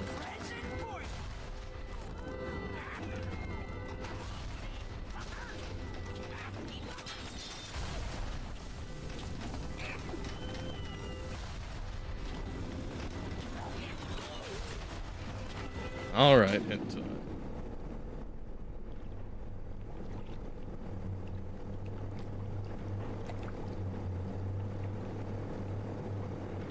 Okay.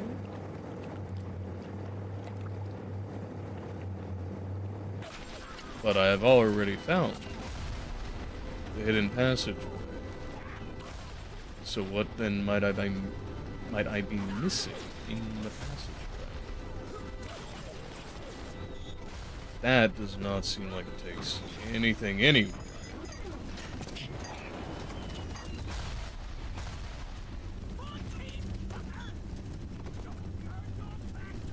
I mean, unless it's just, there's a secret key in the ginormous fish.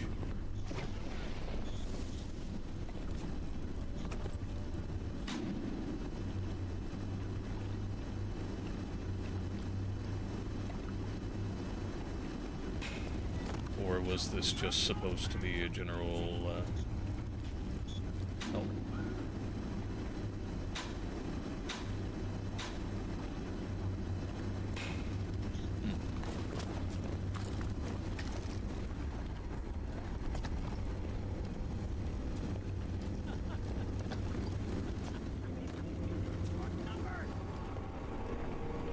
I'm not picking up what that's putting down, I suppose. Away with you. I guarantee any means of moving forward would not be down there.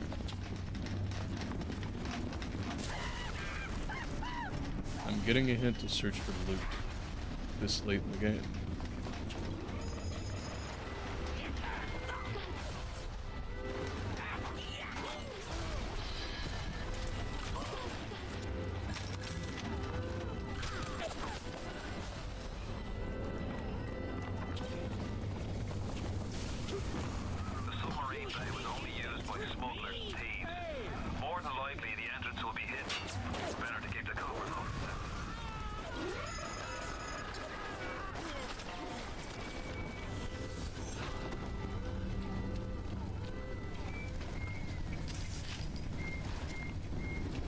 I'm gonna have to get some help here. Let's, I will put us to the just cam so I don't, you know, show off my browser and everything. But we will look it up right quick.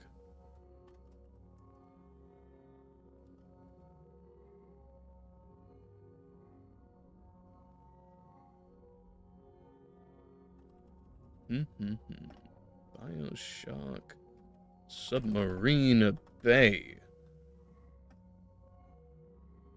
Yes, it seems I'm far from the only one who needed some help here.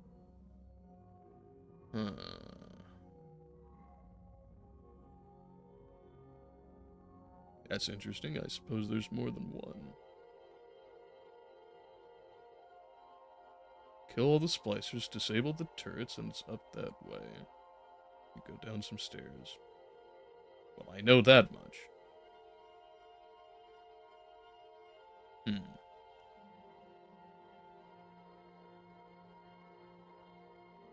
Yeah, that's not a great guide, I gotta be honest.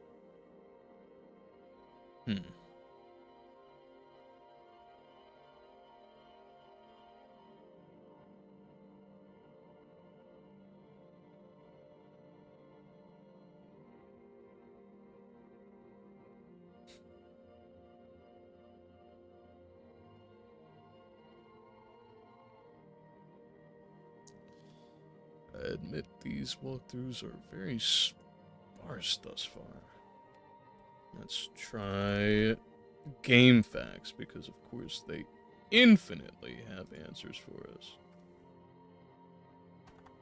If ever, for anybody who's watching, if you ever have any problems with anything, game-wise, game facts, they gotcha. Okay.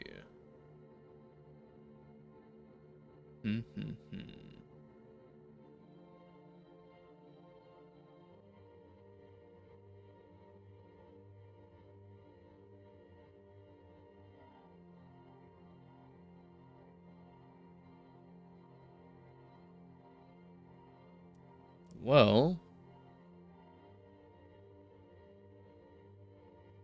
I haven't seen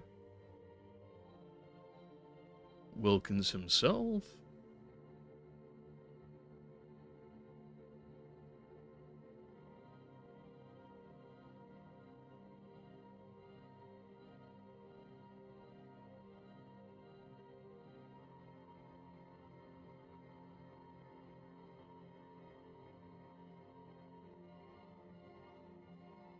Apparently he's a nitro splicer. Okay, well, it says as soon as I kill everybody, I can go on. But I have killed everybody multiple times, and I'm not finding any, yeah, any way to move forward thus far.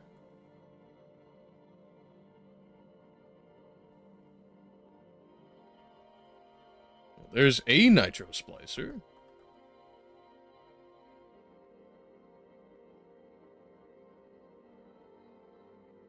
But surely, then, the gate ought to open, huh? Okay! With no announcement whatsoever. I guess. Huh.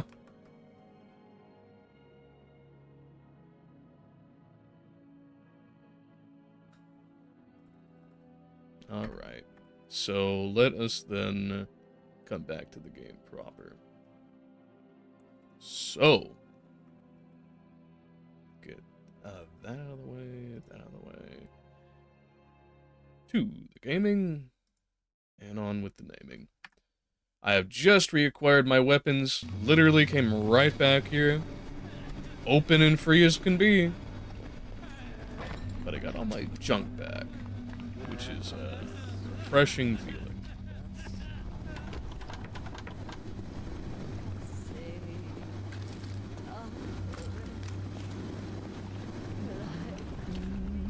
Ooh.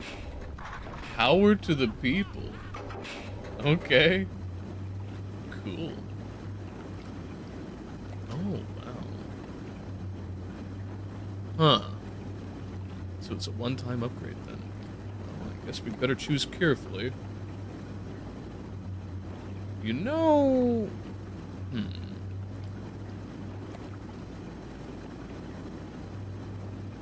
I do... Auto-generated shaped charges make you immune to the damage from your own grenades. That is a crazy rationale, but I like it. I dig it. I'm about it. Okay, let's read through these, because they are interesting. And each of these thus far has presented a genuine mechanic rationale for why exactly upgrades to weapons will actually be effective, and it has given us at least some pretense for the fact that these are one time and you can't use them anymore going forward. For the pistol clip size, an auto-loading clip effectively quadruples the clip size of the pistol. Pistol damage increase. An ammunition accelerator increases the damage done by the pistol. Machine gun damage increase. An acceleration framework increases the damage of the machine gun. Machine gun kickback reduction. A stabilization cylinder reduces the kickback of the machine gun. Shotgun rate of fire. A steel gear accelerator increases the shotgun's rate of fire.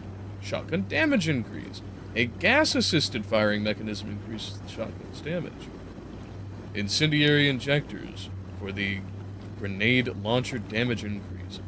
Increases the damage of the grenade launcher. Grenade launcher damage increase. Incendiary injectors increase the damage of the grenade launcher. Grenade launcher damage immunity. Auto-generated shaped charges make you immune to the damage from your own grenades. All of these are a great deal better than I have ever witnessed from any other game series, rooted in something that approximates reality, even if it is not direct. A realistic fiction. Well done. There is the criticism, of course, that a gas-assisted firing mechanism? Yeah, no, that's not how that works. An ammunition accelerator as well. I guess unless you had some sort of magnetic drive that you put in. Maybe you modified the barrel to have, I don't know, hexagonal grooves in order to increase the pressure? But it's a revolver. It's just gonna leak out the back through the cylinder gap. Those are rather dubious, I admit. But an incendiary injector, I guess, is hypothetically possible. I'm gonna go with it. It has the utmost utility. But there is at least a good effort that cannot be ignored. Especially when it comes to weaponry.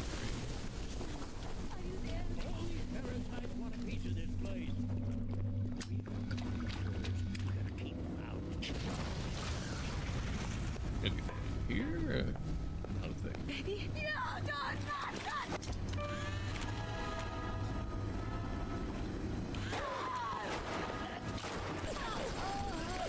Wow, that is some damage increase. Woo! And it even changes the visuals. That's nice. I dig that.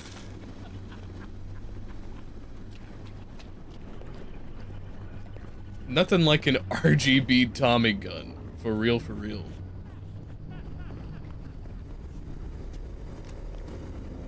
Oh, hello.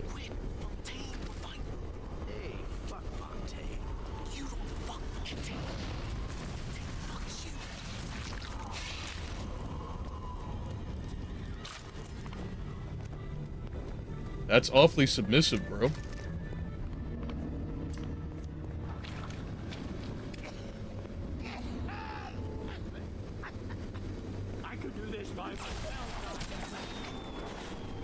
Yeah, I bet you could.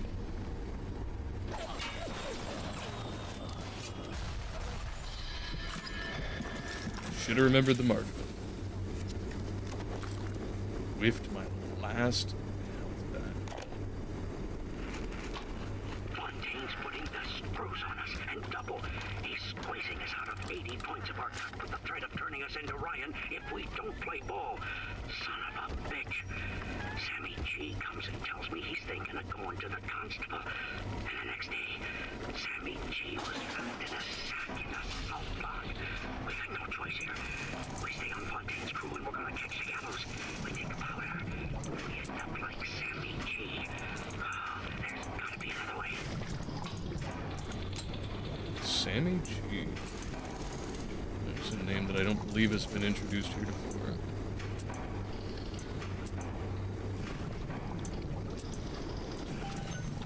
But it's good to know that Fontaine is absolutely happy wheeling and dealing on not only his opponents, but also his own team.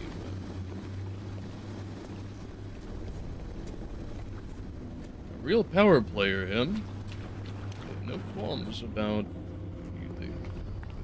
about putting force into function.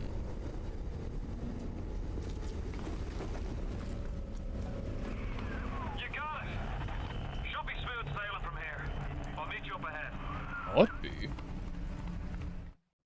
Well, that gets us through Neptune's bounty on the smuggler's hideout.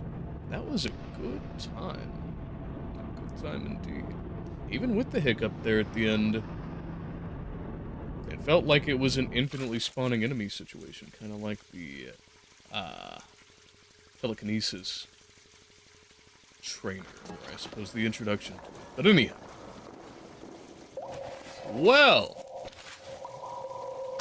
having gotten through Neptune's bounty, it only has increased the, I should probably start with the medical pavilion, since we didn't do that. And I believe I said more than enough for the welcome to Rapture whenever we first got there. But for the medical pavilion, it set the stage for the setting, the feel, the overall aesthetic that we were going to be encountering in a historical context, rather than just giving it raw to us as Welcome to Rapture did. And thereafter, it settled solidly the overtones that we were dealing with. Now, in Neptune's bounty, we're dealing with all of these subtle undertones.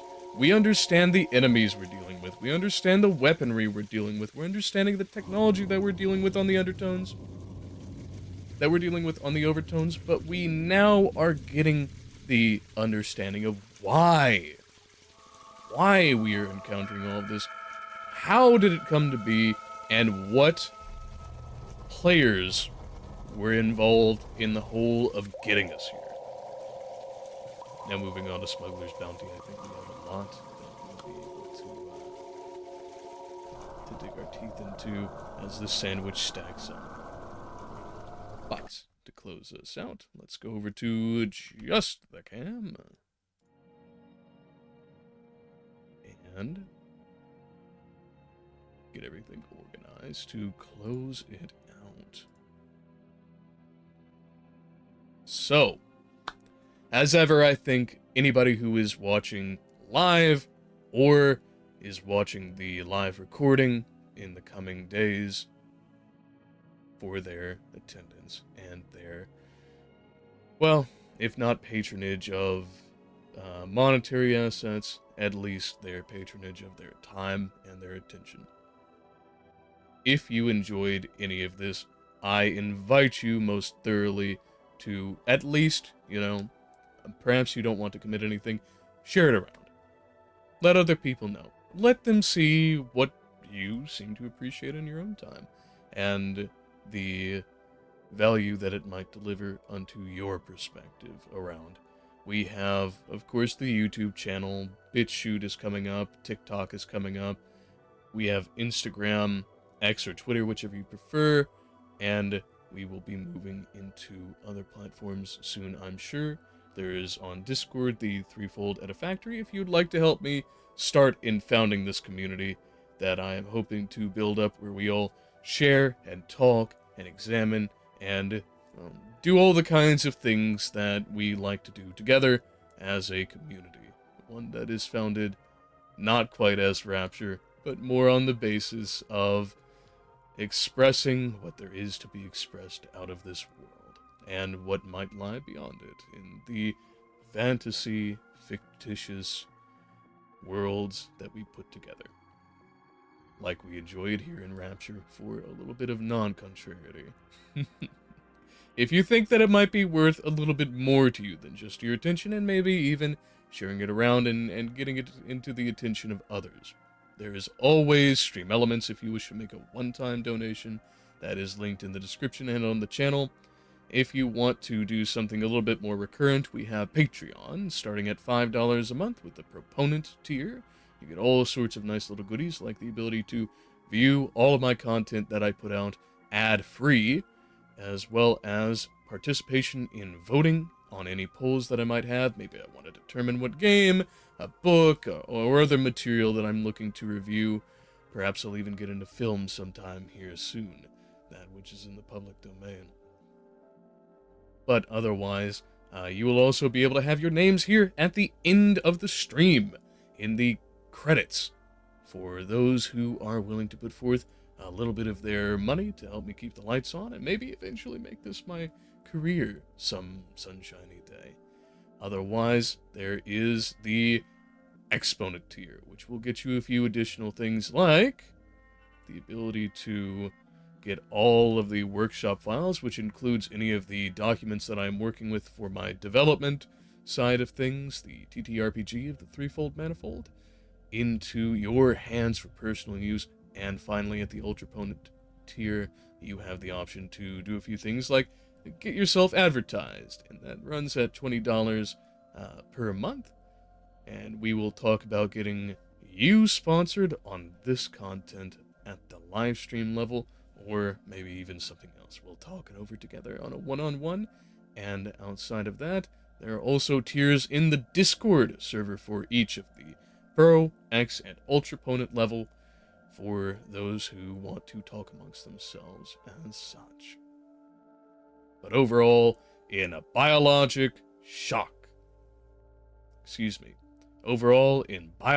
Categories, I thank you all for attending, and besides, I hope you never miss your opportunities.